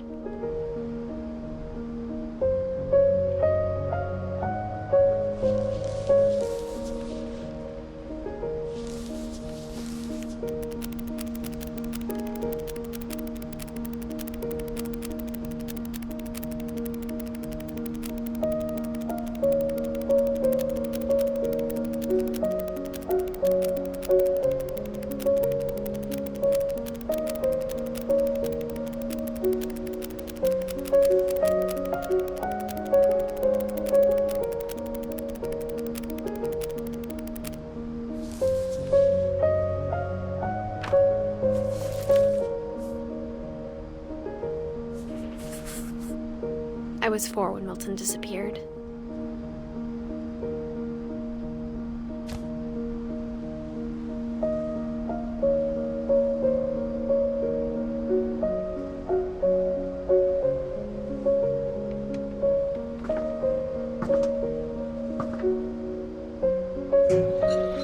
Mom spent months searching for my brother.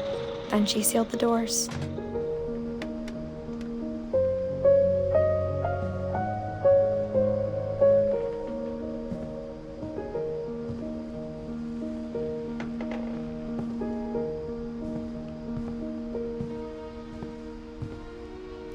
Whatever Milton had found in the house, Mom didn't want it getting out.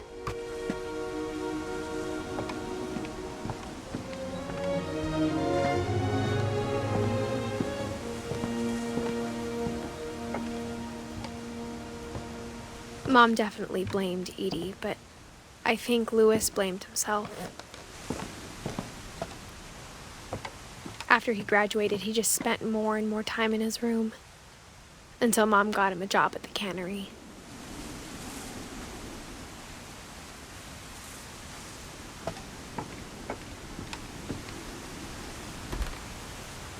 Everyone always told me to stay out of Louis's room, except Louis.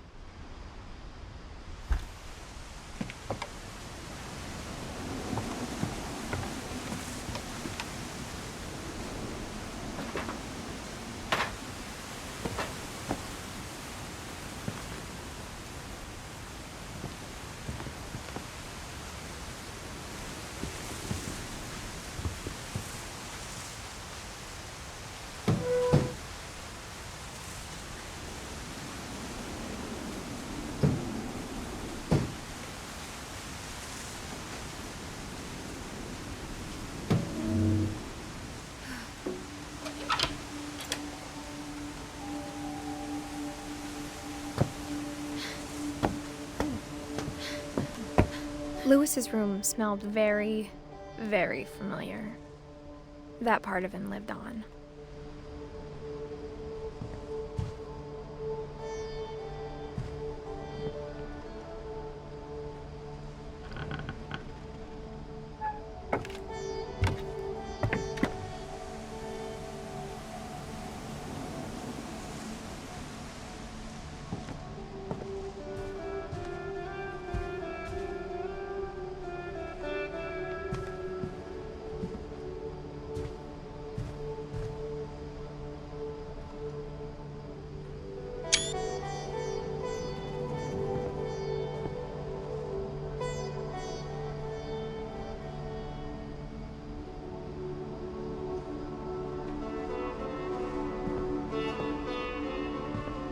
Louis and I spent a lot of time playing games together, but he was surprisingly bad at them.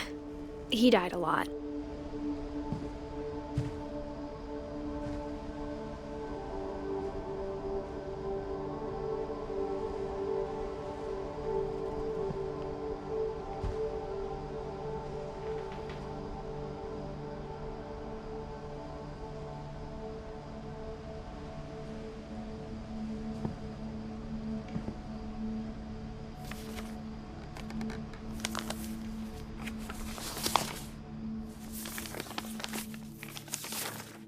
Dear Mrs. Finch, as Lewis's psychiatrist, I can understand your desire for an explanation. As I see it, the trouble began in January, shortly after we convinced your son to seek treatment for substance abuse. Newly sober, I believe Lewis first noticed the monotony of his daily life.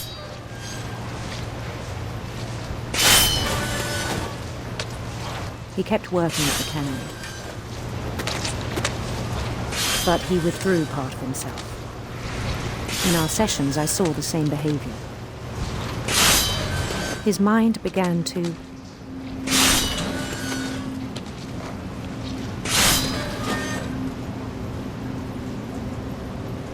wander.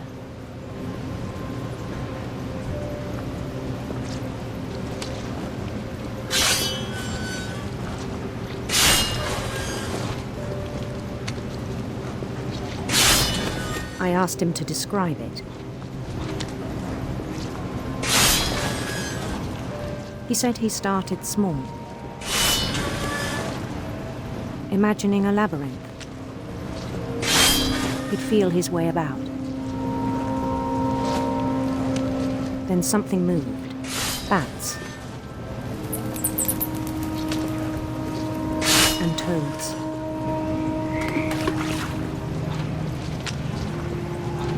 And things that have not names. He knew it was all in his head.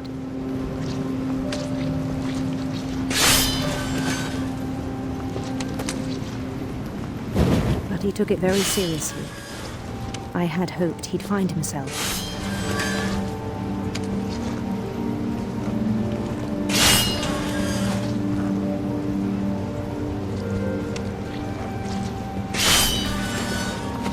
But he found something more.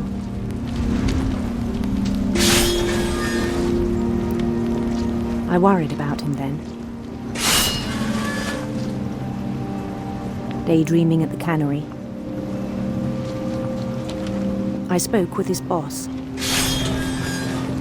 But he said Lewis had become a model employee. Methodical, tireless, focused. Like a whole new Lewis. So I let him go on.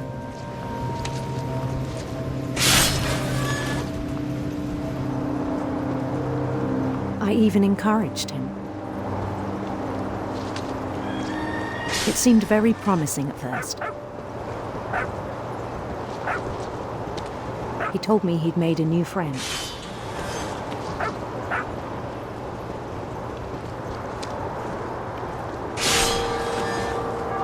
On the edge of a city he named Lewis Topia. He built the city up slowly, brick by brick. Then he made musicians.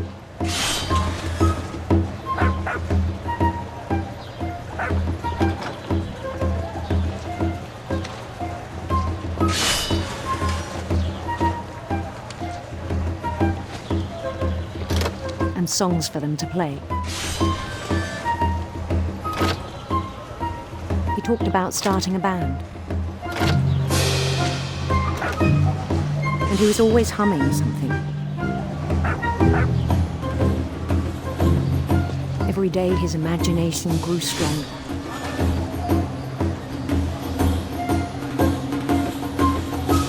He no longer spoke at the cannery. But his chopping was as reliable as ever. Then one day it struck him that all the cheering crowds, even the stones under his feet, were all in his imagination, so he could do whatever he wished.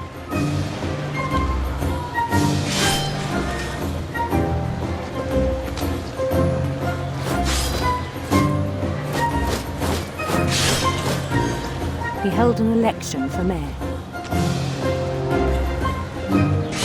And he won. They begged him to stay, but his mind was already wandering. It became a game for him.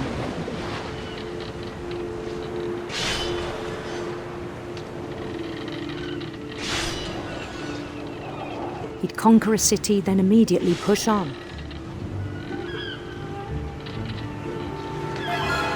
New Louisville.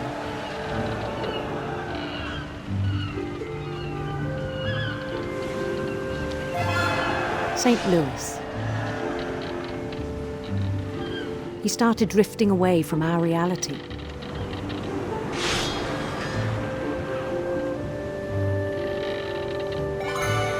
Minneapolis, until one day he forgot to go home from the cannery.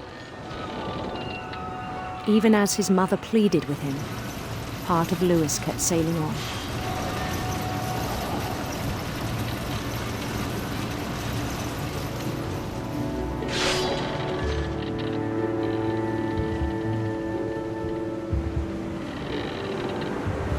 In Louisburg, he heard rumors of a handsome queen.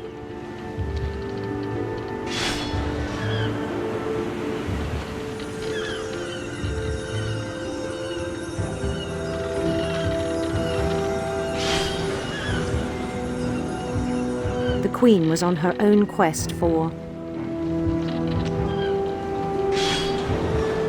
sinister serpents.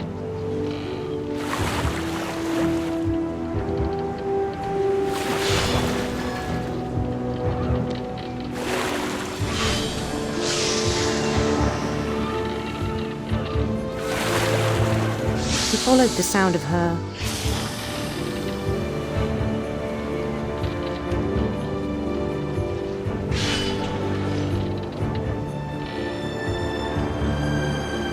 silver harp.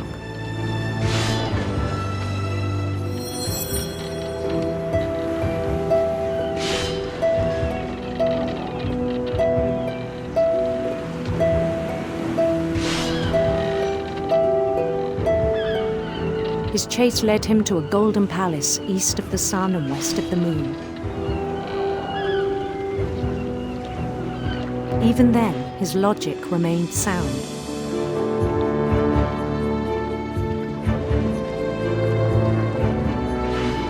He knew the world was all in his imagination.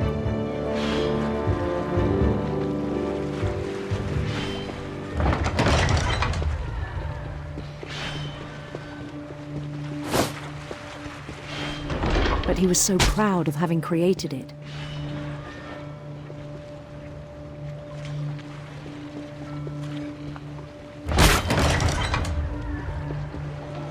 In his own eyes, he'd become something greater than a king.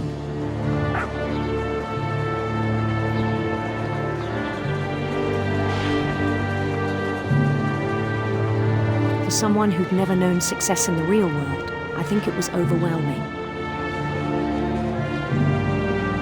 And then it struck him that the real Louis was not the one chopping salmon, but the one climbing the steps of a golden palace.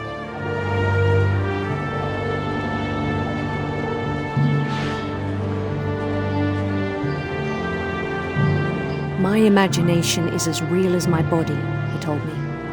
It was hard to argue with him.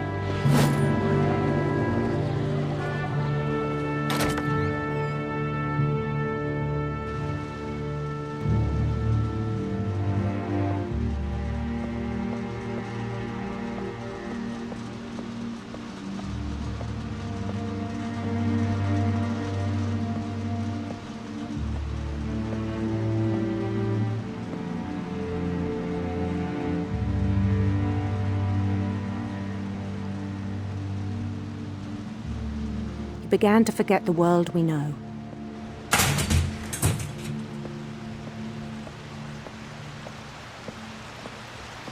I think it pained him to remember Louis, the cannery worker.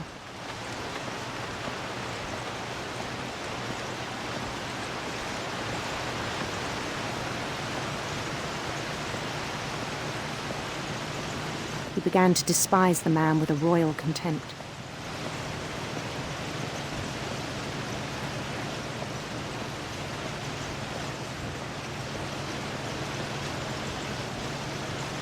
I still thought I could save him. Even after he said he was being crowned king over all the lands of wonder. The palace would be packed with his companions.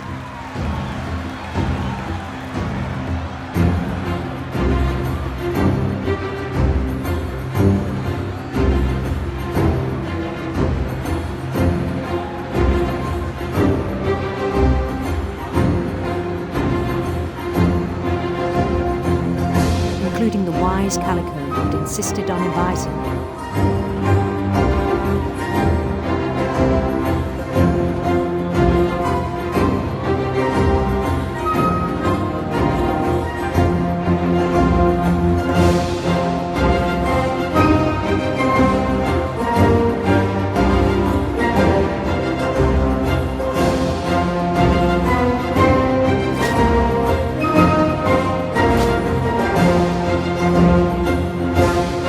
His queen waited, holding his crown.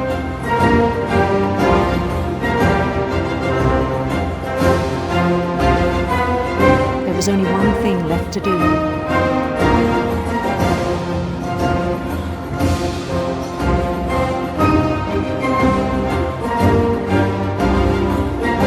Bend down his head.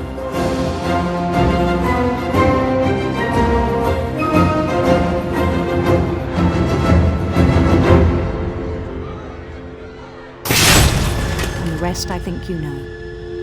Mrs. Finch, your son was a kind man who will be missed by all of us who knew him.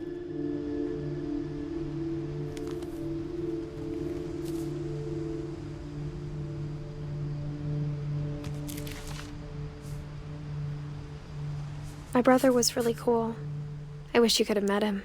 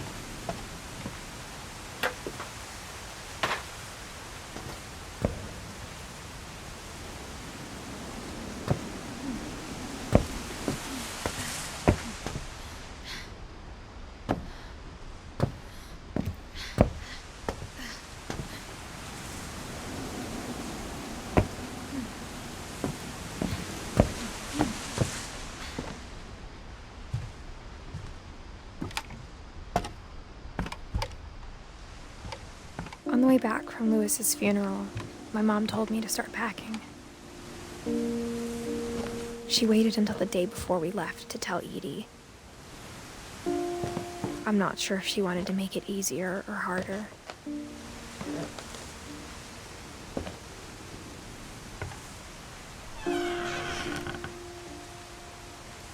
I wish we'd stayed. But I understand why we left.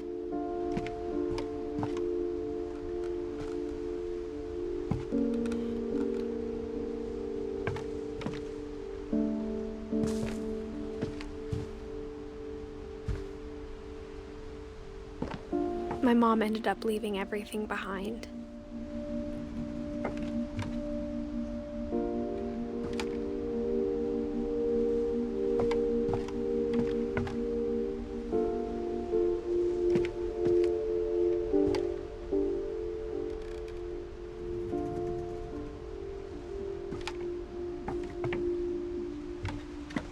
What happened that night had been coming for a long time. Maybe it should have come sooner.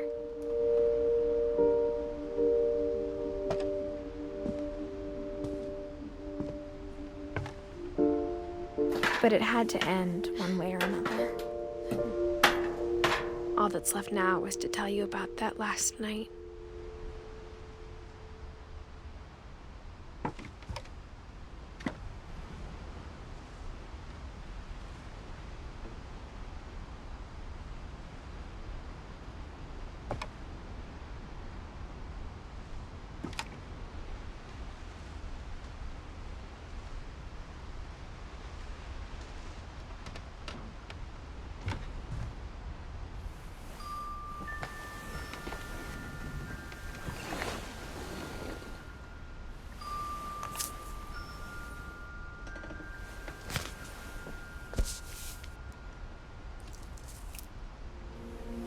That whole last day, Edie just watched us pack and didn't say a word. Until supper, when she raised her glass and said, "To our final night together, and all our final nights apart." Grandma, you know what I said about alcohol. Some of your medications are very Edith, specific. I left a present for you in the hallway. Why don't you go open it? The grown-ups have to argue now. I'm sorry, you're right. We're all leaving tomorrow. Let's just enjoy our last... I'm not leaving. Edith, you're excused.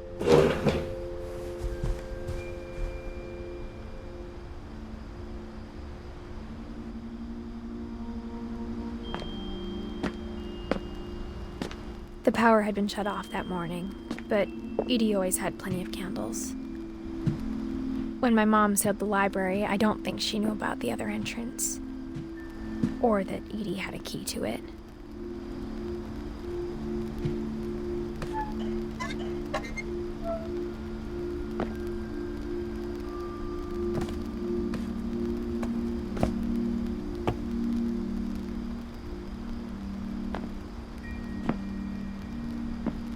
That thing you're afraid of isn't going to end when you leave the house.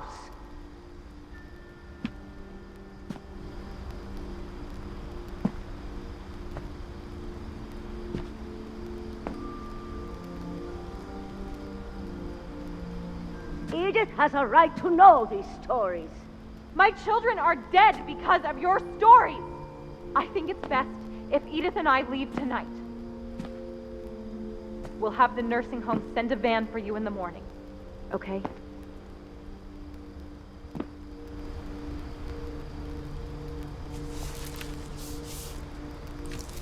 Dear Edith, there's so many stories I wish I could tell you, but there's only time for one.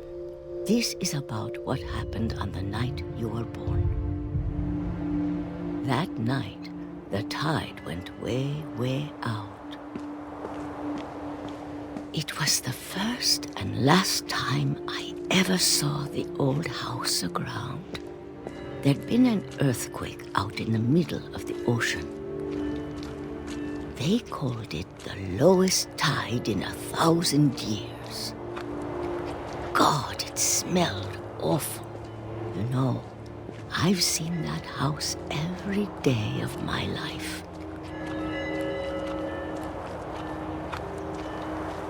But I never thought I'd go back to it. When the fog rolled in, I lost my way.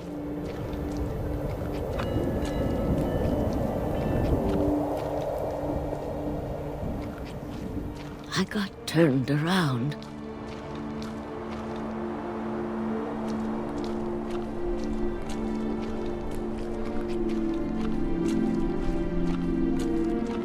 I started seeing things.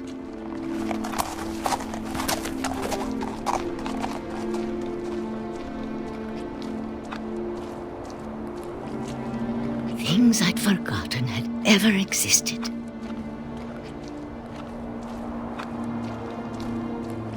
But when I saw them, they felt like old friends.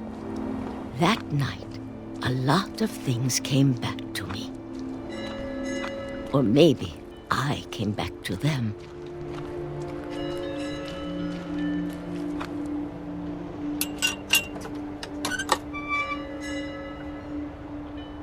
Things I can't explain, but that I need you to try and... Edith, what are you doing in here? It's mine. Edith! Mom, you're gonna rip it! Let go! I kicked and screamed, but Mom dragged me to the car.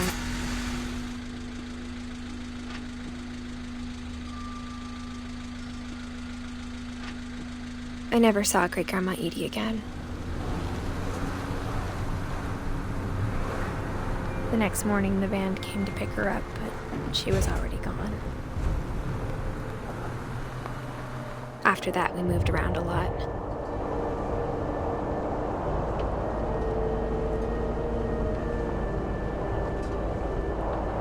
We both tried to make the best of it.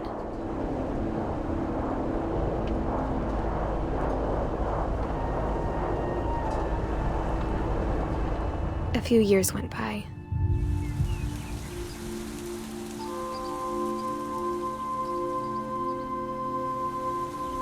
My mom didn't like to talk about it, but she started getting sick a lot. The rest happened pretty quickly. She got better for a while,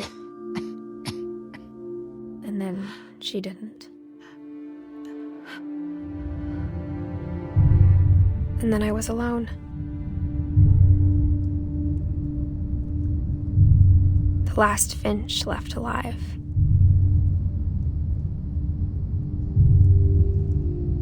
Until I found out about you. I'm still not sure what to tell you about all this. If we lived forever, maybe we'd have time to understand things. But as it is, I think the best we can do is try to open our eyes. And appreciate how strange and brief all of this is.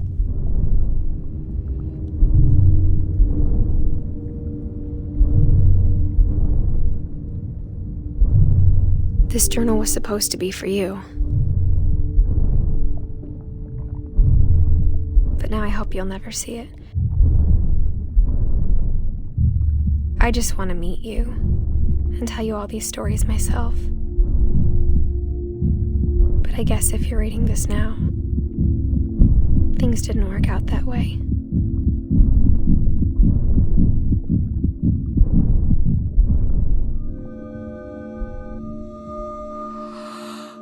This is where your story begins. I'm sorry I won't be there to see it. It's a lot to ask, but I don't want you to be sad that I'm gone. I want you to be amazed that any of us ever had a chance to be here at all. Good luck.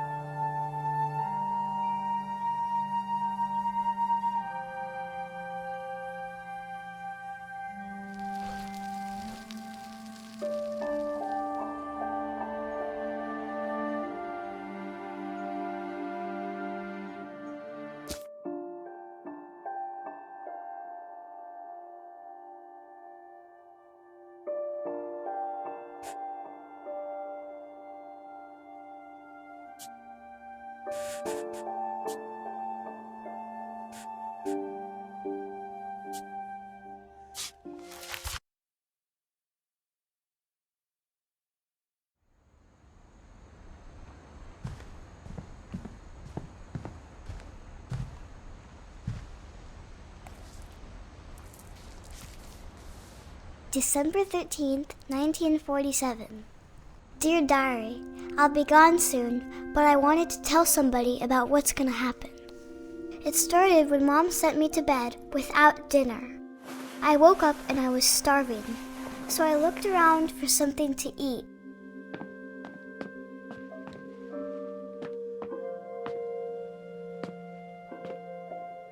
My Halloween candy was all gone.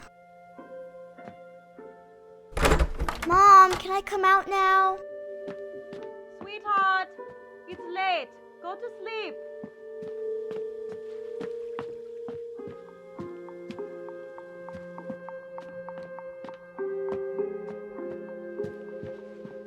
The gerbil food was dry, but I didn't mind it.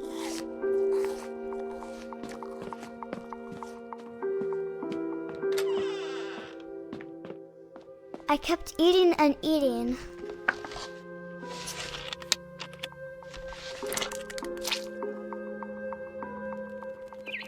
I ate a lot of things that night.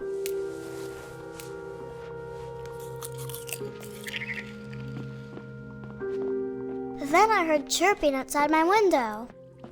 It was a barn swallow going back to her nest. I reached out for her.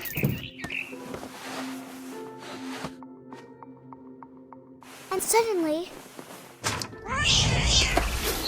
I was a cat.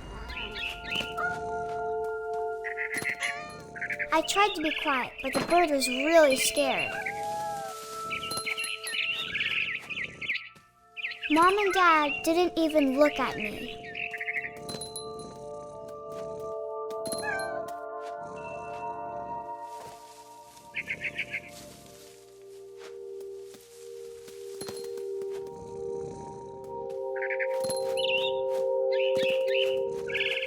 I jumped and I almost got her.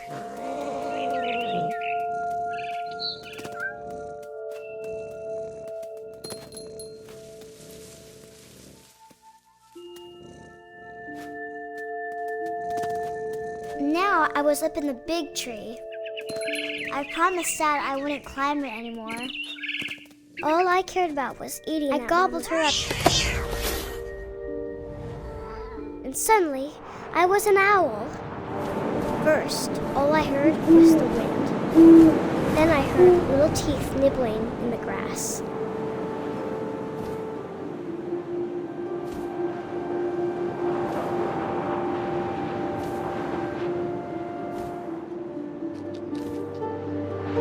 Rabbits.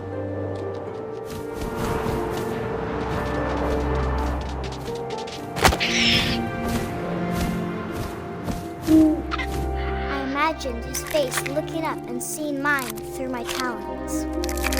I swallowed him up, and I didn't chew one bit. Then I flew off to find something bigger.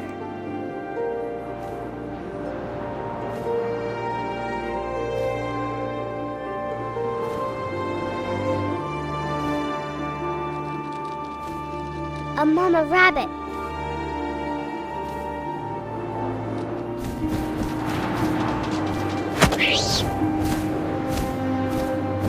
She was almost too big to carry.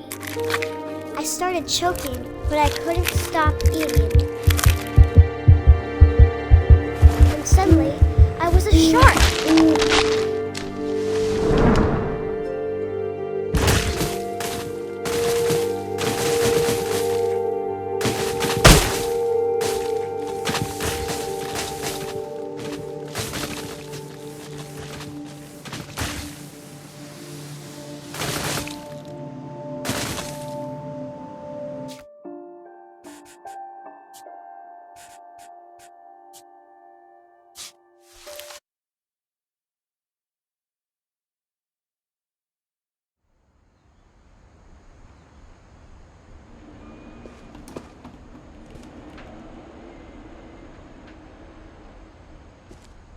I knew Grandpa Sam had a twin,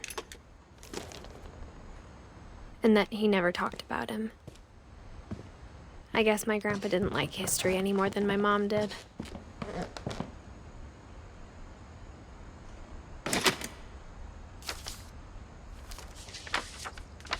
How I Want to Remember My Brother by Sam Finch. The thing I remember is that when he made up his mind, that was it. My brother said he'd die before he ate another mushroom, and he did. At Barbara's funeral, we swore we'd never be afraid again, and he wasn't. I think Calvin always wanted to fly. Sam! Calvin! Dinner's ready! Coming!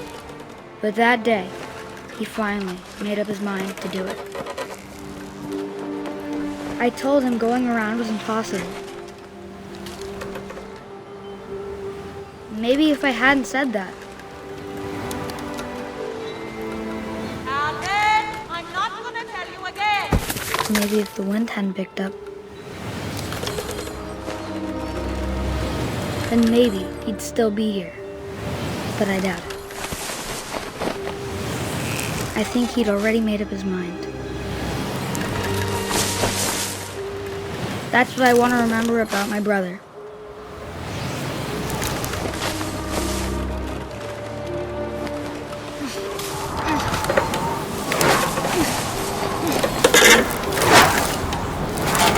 The day he made up his mind to fly.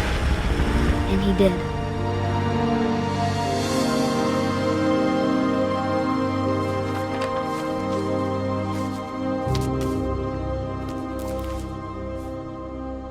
Calvin's story felt strangely familiar. When I was younger, I remember trying to do the exact same thing.